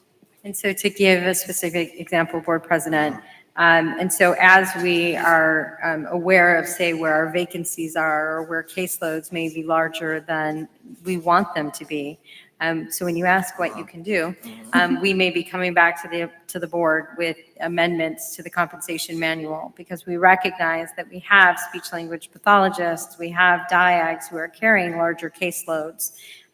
Then is really recommended. And so we want to honor the fact that those people are taking on more, right? And again, there's never enough time, but we want to honor that by potentially offering stipends and adjusting compensation then for our diags who are doing that work, or our special education teachers who then step up and take that work. And so what you will probably see from us in the coming weeks is an adjustment to the compensation manual for more stipends, and or some contracts that we may bring forward in the future around contracted services, because we want to make sure that we're providing the services to our students and their families, but we also want to recognize the extra load that some of our folks are really taking on to make sure that the students are getting service right now. Thank you, Dr. Sorensen. Any other further questions before we proceed? I do have another question, and maybe this isn't the right time to ask, but Dr. Little explained earlier that we had individuals with disabilities in classrooms with individuals that don't have a disability. That's very unique. I wasn't aware of that. I can imagine that. How is that taught? Are there two teachers in there, or is the instructor given additional training? I understand now you're making it clear about possibly stipends that would cover, the additional training or the additional responsibilities of these individuals or these teachers. Share with me really quick, for those who may be listening to educate me, how is that handled? President Alvarez has a great question. So forecasting, ideally, we want to have a full-fledged co-teaching model where our teachers work side by side. That takes professional learning, that takes some strategic scheduling. Right now, based on the student's individual education plan, let's say it's reading, a comprehension goal, that particular special education teacher will then push in to a reading language arts class and focus on that particular area with that student. So it's very targeted. The team worked really hard on creating a very streamlined master schedule. And because of that, now teachers, our resource inclusion teachers, can push in and support those teachers. Another thing that I've learned very quickly about the curriculum is that it provides supports within the curriculum on how the special education teacher could really look and engage in that curriculum. Another thing we are working on with our principals as well is that they have time set aside for teachers to work on internalization of lessons, and our inclusion teachers are absolutely invited to that, so that they can work side by side with the general education teacher to plan together to ensure that they're meeting the needs of our students. Thank you. That was really good. Good. That was really good. So thank you for that. All right, you may proceed. Thank you. So next priority here from the audit is our professional learning. Here we are initial launching different differentiated professional learnings. On one side, we are working closely with the content executive directors on ensuring professional learning in regards to instruction is offered to all teachers. And then on the other side, we're really focusing on differentiation of training within our support staff. So again, we are in an initial launch, but we are looking at differentiating training for all parts and staff of special education. Lastly is our family engagement, where you could see we are in full launch, an initial launch. This is, I think, my most exciting part, is that we are looking at providing workshops for parents around individualized education programming, education, how to support their child within their IEP, as well as looking to start a special education parent committee. So where parents could come in, give us our feedback, and really build off of that. So we have a trusting, strong system of supports, not only for the students, but the parents feel supported as well within the district and in the school. So really providing that two-way feedback. So we already started planning the sessions and workshops for the parents, and we are ready to hit that off the ground soon. Ms. Candelaria, when earlier I referenced who made up the team, this is kind of what I was thinking. Were parents going to be involved from the beginning, not just here, but when you have those regular meetings with the principal and the counselors? Are they going to be a part of that? Okay, great. Yes, so the individualized education plan, the parent is a required participant. That is their legal right, so they are there. But in the bigger context is that we really want to invite parents in and receive their feedback so that we can create stronger system of support. So also that engagement piece of how to make our practices better as well. Thank you. No. You have any questions, Ms. Ochoa? You mentioned, that there's gonna be engagement between the special educator and the parents.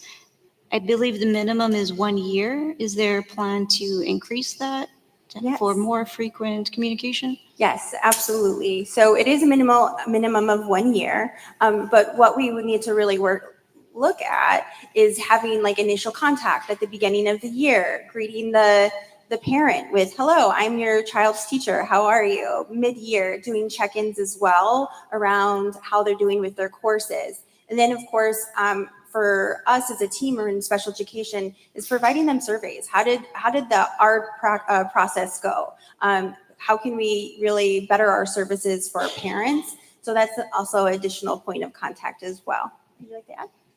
I just want to add one thing, and this is me speaking as a parent. My son receives special education services, and there's been parts in his journey where he has a speech therapist, a counselor working with him on behavioral things, and like multiple teachers supporting him. And again, across places where I've lived and worked, it is a consistent challenge for the parent to know what all of those people are doing with my child on a regular basis and like what that progress looks like. And that's part of what is embedded in both that family engagement recommendation as well as the quality IEP recommendation is we've got to improve like the frequency and the quality of communication with our families so they really understand what's happening on a more regular basis and how their child is making progress. And so to add to that, Board Member Ochoa, one of the ways that we envision that is just, as parents in the district, you get progress reports. And so as we think about the kind of information that our parents of students with special needs, what information do they need in addition to a progress report? And so we should be giving regular updates on whether students are making growth on their goals that are in their IEP, not just grades, right? So if we've got specific IEP goals, how are we providing information to parents on how the students are doing on those growth goals in their IEP? And again, to Dr. Little's point, who's providing the service and how are we getting the feedback from those individual service providers on a regular and consistent basis? Just like general education parents get those progress reports regularly, we want to create a cadence where so do special education parents, but in a much more targeted and specific way around what's in the IEP. Yeah, definitely, because then if we're focusing on continuous monitoring, but we're not getting the feedback, how are we going to align to improve the student outcomes? Absolutely. So, thank you. Absolutely. Thank you, Board Member Ochoa. You may proceed. Just a few more pieces here as we wrap up. One is we want to make a connection to actually what our conservator is going to share an update on in just a little bit. As part of our exit criteria, we have very specific things that we have to do for special education, which in the simplest form is saying we got to implement 100% of the recommendations that we got from the audit. That then breaks down in our exit criteria to roughly 25 activities as it's currently outlined just for special education. So we wanted to provide you a status of like where that is at this point in the school year. We have 14 that we have laid out for this school year. As we sit here tonight, 100% of those are on track. 7% have actually been completed. But as you heard from Ms. Candelario, there's actually a lot of work still to come. And so you'll continue to get statuses in those monthly reports on this, as well as when we do updates on the audit for you. The other thing we just wanted to show, and not going into detail here because it's been presented, but what it looks like by recommendation area across those phases. So for MTSS, for example, we've got 5 things that we're working to improve on this year, but some are in planning and some are all the way in full launch.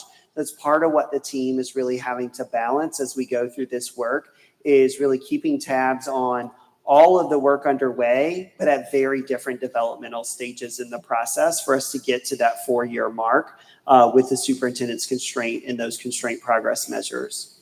So with that, hopefully that is really helpful and clear information about what we're doing in special education and sets us up to continue to update you throughout the rest of the school year. Thank you, Dr. Little. Do we have any questions for Dr. Little? So let me take this opportunity to share with you, it was certainly an educational and very informative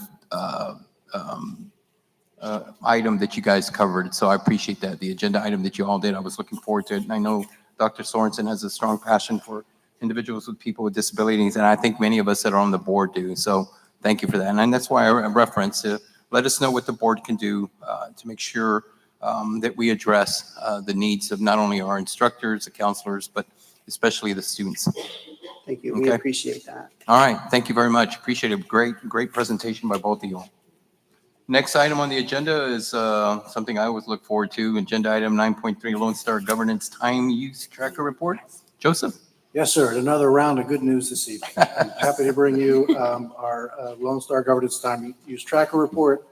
I always like to start the presentation for folks watching at home, like where does this report comes from? It comes from our work with Lone Star Governments, which is a continuous improvement model for governing teams, the board and superintendent who choose to focus intensely and unapologetically on one primary goal, and that's improving student outcomes.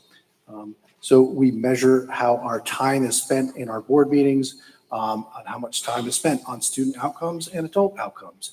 And so looking at the report, the far left blue column, you can see that we spent 79 minutes of our total 97 minutes of the board meeting on student outcomes, which is a percentage of 81.44% of our time was spent on student outcomes.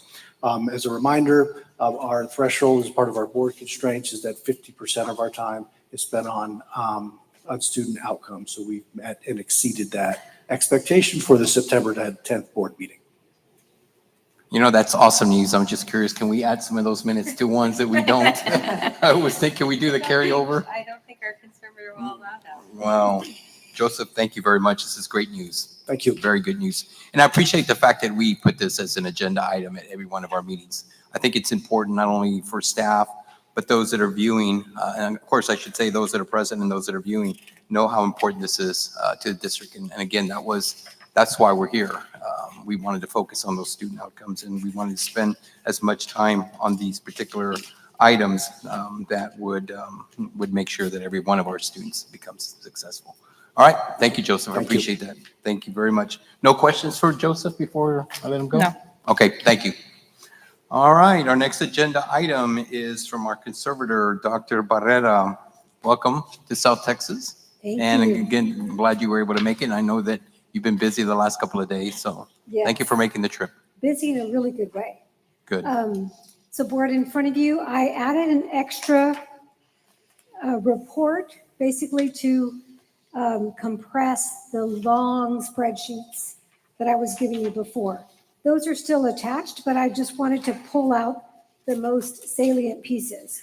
So, however, it did not print correctly to show everything that was intended.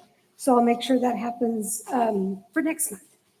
So under the first criteria, which is regarding the board of managers and board members, you guys have to meet focused on the integrity instrument in the areas of vision and goals, progress and accountability, systems and processes, because those are consistent with high-performing governance teams.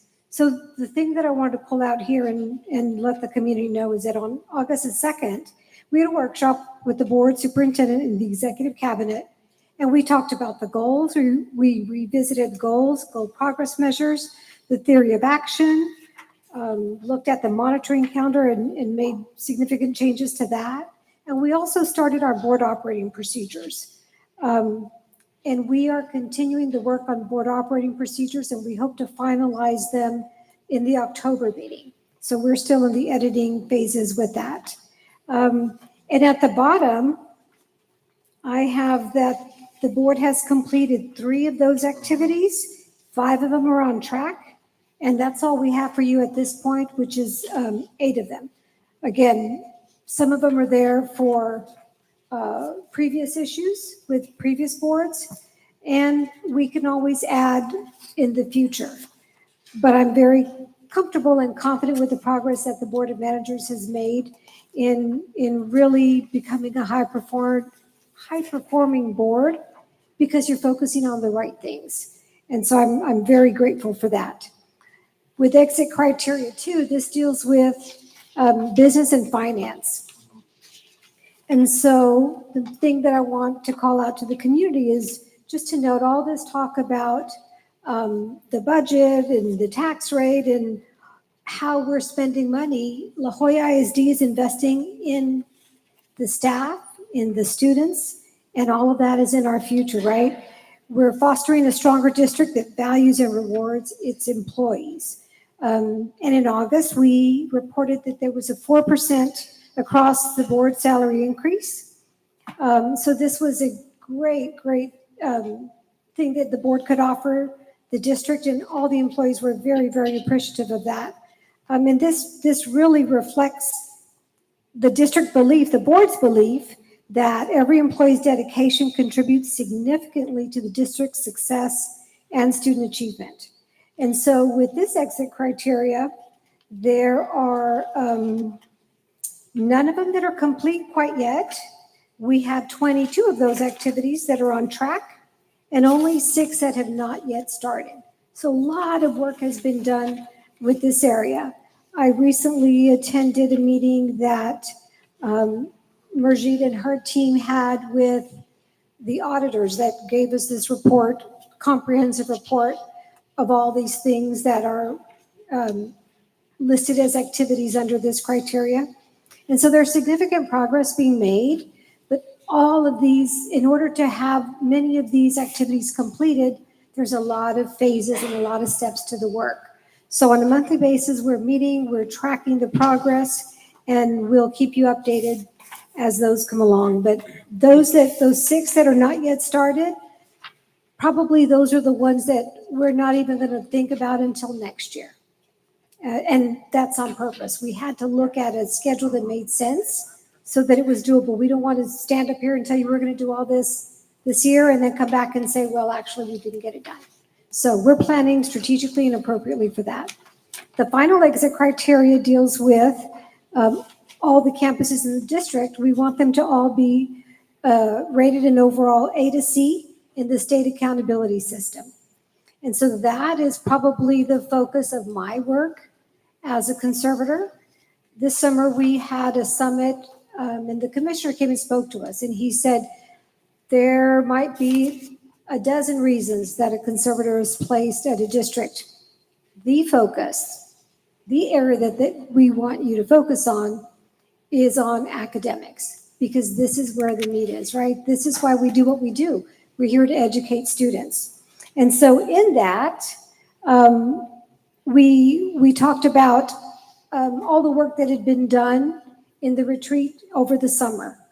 I think I mentioned I attended a principal retreat, the executive leadership team meeting, and so much work is being done to clarify roles and responsibilities across the board. Yesterday, I attended a meeting with the academic team from from the chief all the way down to probably coordinators. Was that the lowest?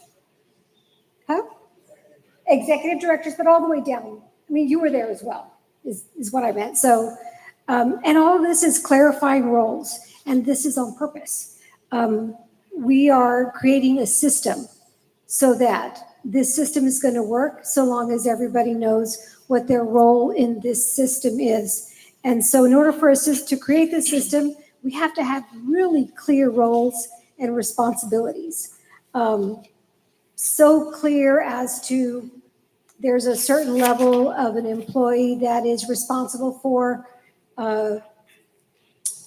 spending money, right? It's not everyone can spend money. There's folks that can make recommendations to spend money, but all this is a system that's already been planned out strategically.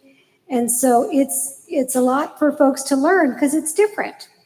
But the reason it's different, it's not because Marcy Sorensen says that this is what we should do, or Dr. Little says, I like this better. no, we're building a system. So regardless of the superintendent or the chief or executive directors, this system is going to stay in place. And so this is a lot of front work that needs to be done. But once we get this done, we're going to see the work really, really move. We've started to see that already. We've completed 6 of the activities already. 19 of those activities are on track, and there's 55 that have not yet started. But again, we plan these out over the next few years so that we can do the work that makes sense now, right? We talk about the low-hanging fruit. What are the things that we can do now that are going to have a big impact? And so that's where the work lives. In the past couple of days, I've also been on campus visits and even classroom visits. I love that. That reminds me of the work that I used to do. And so we're really looking at what's happening at the student level. You have the superintendent there, you had Dr. Little there, there was executive directors there, and then we also had principals with us on this walk. So it's a large number, and campuses and teachers will eventually get used to it. But we're going there to see, what are the students learning? Are they learning, right? Is it what they should be learning? Are they focused on the right thing? And so we go in there, we're just observing.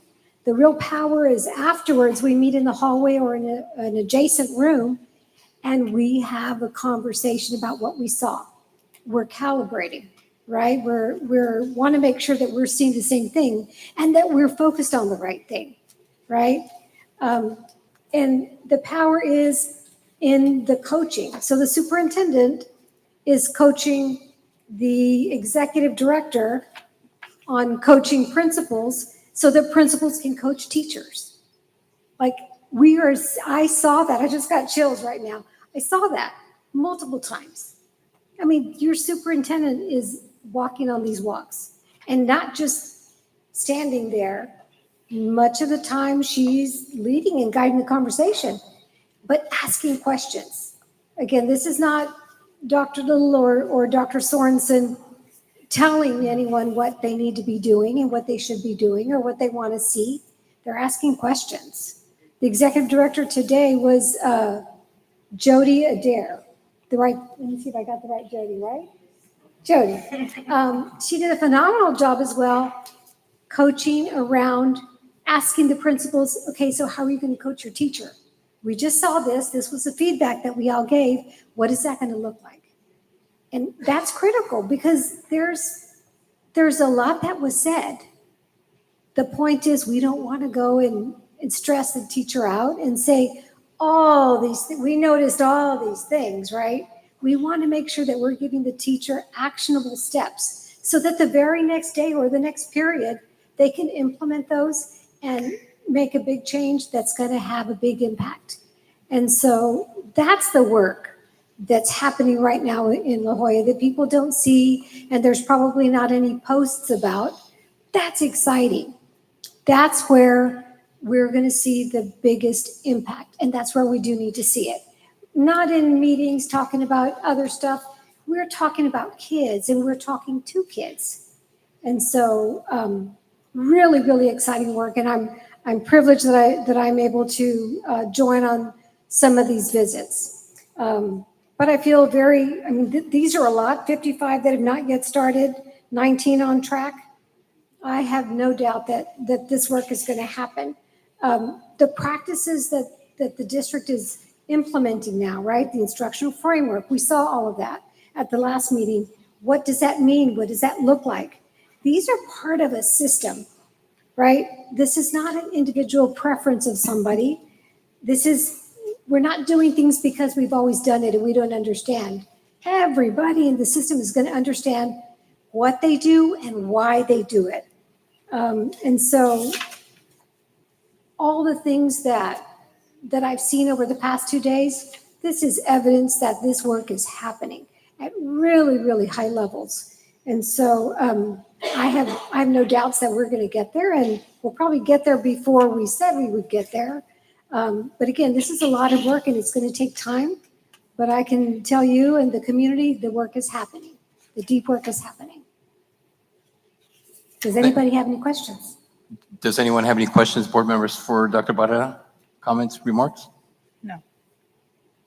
Well, I'm going to take an opportunity to say something. So one is these exit criteria, are they posted on our website? I'm just curious. Or is this a report that you just submit to TEA? I submit to TEA, but I mean, it's, anybody can see it. Okay, I was just curious. Yeah. No, this is good. This is good that you shared that with her. The only thing is, I don't think I saw it on exit criteria too.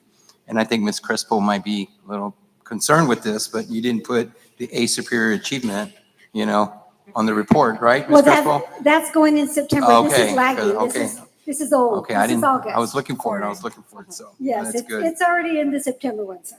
And I appreciate the coaching that you provide to the board. I know that you've been very helpful to us. And at the beginning, we were probably with our training wheels and we were asking you questions. And I do see the progress. It's hard to, as I sit here listening to your report and to the reports that were done earlier, how we've been here for almost 2 years and a lot has happened. I mean, a lot has happened, from the initiatives that you all have rolled out, to the idea of focusing on people with disabilities. I mean, like there's been just so much and data that's now being collected to Absolutely. assist us in the future. I think Dr. Little has brought that up in the past, that we didn't have, accurate data or data itself. And so being able to establish that or start that, it's very impressive. Look at the questions that you guys are asking. You're all asking questions about, programs, about data, right? About the budget, about the tax rate, the important stuff. You're not sitting there arguing or talking about contracts and which contracts we're bringing and why. The discussions are very different than they used to be. And this is how board meetings should be run, very professionally, very focused on student outcomes. And without a doubt, as you've seen in the last report, the tracker, the work that you guys are doing is definitely focused on student outcomes. And so it starts with you and it trickles down into the entire organization. And so thank you, board, for being so willing and coachable and able to do your part. Thank you. Board Dr. Sorensen, President. you'd like to add anything? Thank you, Board President. I would just say thank you very much for joining us on the walks. It's really important to me personally that you're seeing the work actually happening, that it's not just us up here sharing it for the board or for the public, but that the actual deep adaptive work of really adult learning across the district, that you're able to not only be a part of it, but witness it, provide feedback to all of us, and really attest publicly to that we are doing the right work. Celso, Board Member Gomez, it really does stick with me that what you said when we went over our accountability scores is that we're not walking away from the right work, because it's deep work. It's practice changing work that we're engaged in. And so I am really supported by the board to continue to do that. Because I think we're demonstrating here that not only are we willing to share where we have areas to grow, where we have areas that we struggle, but that our relationship and transparency, both with the community and with you about the kind of system work that we have to do, and that it trickles down to the classroom, is really important work. It's hard work. It's really hard work. And so I thank you for your support, Deanna. I thank you, board, for your continued support, because it isn't quick turnaround work, right? It's practice changing work. And again, one of the wonderful things about La Jolla, I say this all the time, is that everybody wants to do the right work. Everybody wants to do the right work. And so it's really about just continuing to grow the capacity across the district so that it really does show up in student outcomes. So thank everyone for your continued support and belief in us. We appreciate that. Thank you, Dr. Sorensen. Anyone else? Ms. Ochoa? I'd like to share a testimonial. I had the opportunity this past week to participate in my own personal education. I attended the Society for Compliance and Ethics. You know, that sounds odd, but that's where I spent all last week training. And I'm very proud to see what we're doing here is at the core, foundationally, and in the support, the framework that we are doing is for the students. It makes me emotional. But what we're doing is the right thing. We are pursuing educational excellence, and we're within compliance. Every topic that I attended, I was like, I could mirror it and say, we're doing that. In my mind, in my head, I was mentally checking boxes like, we're doing that, we're doing that. So thank you to our team. Thank you to the administration, our teachers, and our students. We're doing the work, and we'll get it done. And thank you for sharing that, because the system that I've already seen in place is this system of learners, of adult learners. It's not just the students who need to learn, it's everybody in the organization. And you guys are demonstrating that when you attend your professional development sessions. It's also a coaching organization. Every single person in this organization gets coached at some point, including the superintendent. She has a coach. Board has a coach, right? Everybody in the organization. Superintendent meets with her cabinet members one-on-one weekly to give them coaching. They coach their teams. Their teams coach principals. And so that's a system already. That's exciting. So it's not getting feedback is a bad thing like it used to be before. It was like if you're getting called to the superintendent's office or someone's office, you must have done something wrong.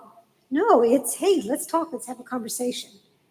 Things are going right, and then there's things that we can do better.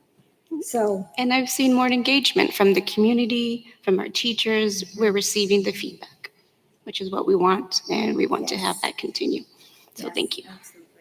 thank you. Thank you, Dr. Barrera, and thank you for that comment and your remarks, Board Member Ochoa. Seeing that we have no other questions for Dr. Barrera, I'm going to go ahead and move on to agenda item 11. Agenda item 11 is our consent agenda item. Do I have a motion?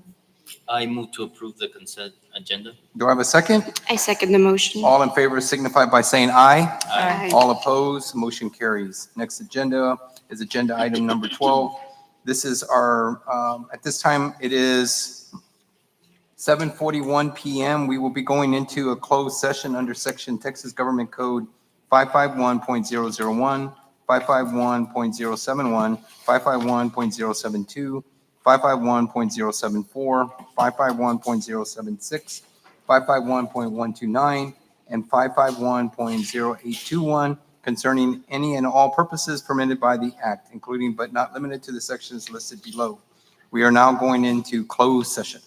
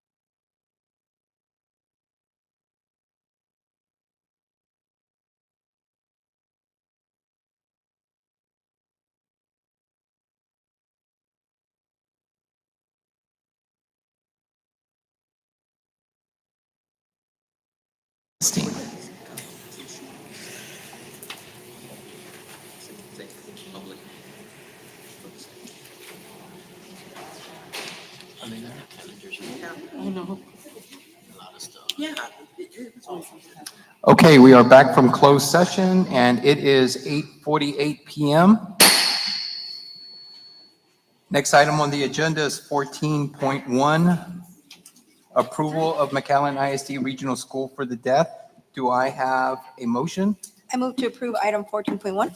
Do I have a second? I second the motion. All in favor signify by saying aye. Aye. All opposed, motion carries. Next item is 14.2, approval of La Jolla ISD Sports Complex softball field synthetic turf surfacing, number 2026-806 through the purchasing cooperative. Do I have a motion? I move to approve 14.2. Do I have a second? I second the motion. All in favor signify by saying aye. Aye. All opposed, motion carries. Congratulations. Congratulations, yes. Item 14.3, approval of approval of no new renewal tax rate and voter approval tax rate for tax year 2025 for the La Jolla Independent School District. Do I have a motion? I move to approve that property tax rate be increased by adoption of a tax rate of 1.0025, which is effectively a 10.96% increase in the tax rate. Do I have a second? I second the motion. All in favor signify by saying aye. Aye. All opposed, motion carries. Next item on the agenda is 14.4, approval of resolution number 2025-10, adopting the 2025-2026 tax rates for the La Jolla Independent School District. Do I have a motion? I move to approve item 14.4. Do I have a second? Second. All in favor signify by saying aye. Aye. All opposed, motion carries. Next item on the agenda is 14.5, approval of unemployment compensation program renewal for 2025-2026. Do I have a motion? I move to approve item 14.5. Do I have a second? I second the motion. All in favor signify by saying aye. Aye. All opposed, motion carries. Next item on the agenda is 14.6. There is no required board action on this particular item. Next item is 14.7, consider and take possible action to approve recommended revisions to policy DH local, policy DIA local, and policy FFH local to ensure compliance with the Texas Education Code Section 11.005 prohibiting DEI activities and 28.0022 regulating discussions of controversial topics. Do I have a motion? I move to approve the revisions to policy DH local, DIA local, and FFH local as recommended by the administration. Do I have a second? I second the motion. All in favor signify by saying aye. Aye. All opposed, motion carries. Item 14.8, consider and take possible action to approve resolution 2025-11 regarding Senate Bill 12 and parental rights, including approval of superintendent certification of compliance with the Texas Education Code, Section 39.008. Do I have a motion? I move to approve the resolution regarding Senate Bill 12 as provided. Do I have a second? I second the motion. All in favor signify by saying aye. Aye. All opposed, motion carries. Last item is 14.9, consider and take possible action to propose the termination of Chapter 21 term contract employees and authorize the superintendent to send notice of proposed termination to employees. Do I have a motion? I move to approve item 14.9. Do I have a second? Second. All in favor signify by saying aye. Aye. All opposed, motion carries. All right, next item on the agenda is our board calendar. September 15th through October 15th, National Hispanic Heritage Month. September 21st through the 27th, Security Officer Appreciation Week. September 22nd through the 26th, National Gear Up Week. September 23rd, 2025, Education Technology Day. September 30th, 2025, TACRO College Fair at Juarez Lincoln High School. October 2025, Bullying Prevention Month. October 2025, Breast Cancer Awareness Month. Wear pink on Tuesdays is encouraged. October 2025, Dyslexia Awareness Month. October 2025, National Principals Month. October 2nd, 2025, Custodian Appreciation Day. October 5th, 2025, World Teachers Day. October 7th, 2025, World Day of Bullying Prevention, wear orange. October 8th, 2025, regular board meeting. This one will be canceled. October 10th, 2025, World Mental Health Day. October 14th through the 18th, 2025, National School Lunch Week. October 16th, 2025, Unity Day. October 16th through the 20th, American Safe Schools Week. October 18th, 2025, Breast Cancer Awareness Community Walk, La Jolla ISD Pack Stadium from 8 to 10 a.m. We'll make sure to remind the board so that we can encourage everyone to attend. October 22nd, 2025, regular board meeting. That concludes all of the dates that I was required to read out or asked to read out. Do I have any remarks from the superintendent or any board members before we adjourn for tonight? Dr. Sorensen? I do. Blanca, if you could put up the slide. I have two remarks actually, but I'll start with this one.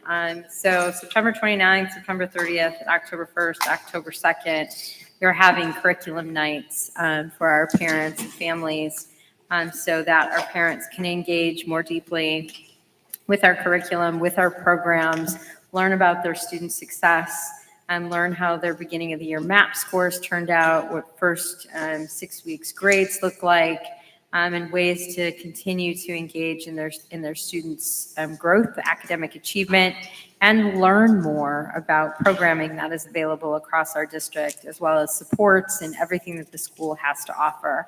And so again, you can see middle school is on a separate night, early college high school is on a separate night, and then we have high schools and elementary schools.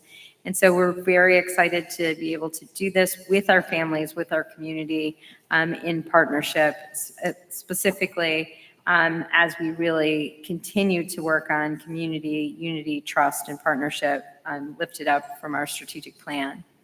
So that is the first announcement. The second announcement is that I would be remiss if we didn't just take a moment.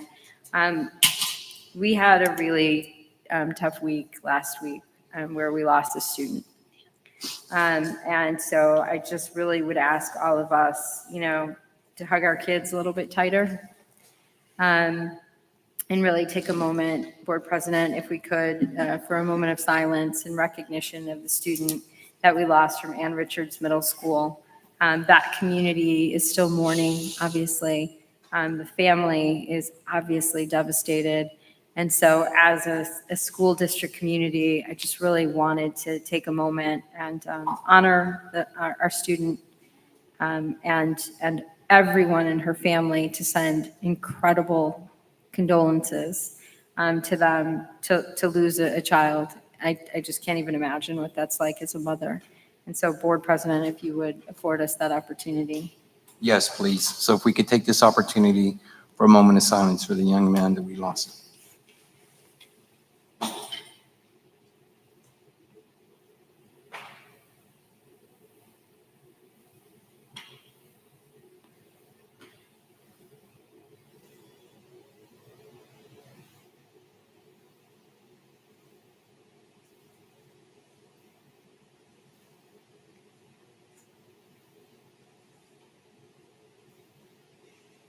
Thank you.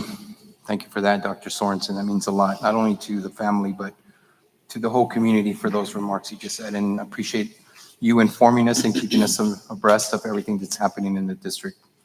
We all felt the loss. Ladies and gentlemen, do you have anything, or board members, do you have any other thing you'd like to add before we close? So I would. Again, I referenced earlier that it's almost been 2 years that we've been here. And I will tell you that one of the things that always stands out in my mind that Dr. Sorensen stated, and then I even use it in my professional life now, is that she doesn't expect us to be good. We have to be perfect. We're great. And so I appreciate that. But it all starts off with many of you that are in this room. As I look out, I don't look out because I'm bored of the discussion that's taking place, but I'm looking at you because I can see how passionate you are about the district that you work in. And I'm really excited of the team that has been assembled in front of us. Like, you guys are like the best of the best. And so when Marcy or Dr. Sorensen mentioned earlier that she would be coming back, but possibly, stipends, it might be added to a budget that we had approved, I'm all for it. Because we do want the best, and we do have the best people working here in this district. And believe me, I watched you may not know this. I mean, look, I don't have anything to do, right? And so I always call Marcy and say, hey, did you see the board meeting? Never to put anybody down. Because what I want is perfection, not only from our superintendent and staff, but from the board as well. But I will tell you that as I watch other meetings, not to put anybody down, there are things that we could do to improve. But we do a really good job. We have really good people that work here. And every night I look to see what Blanca puts out.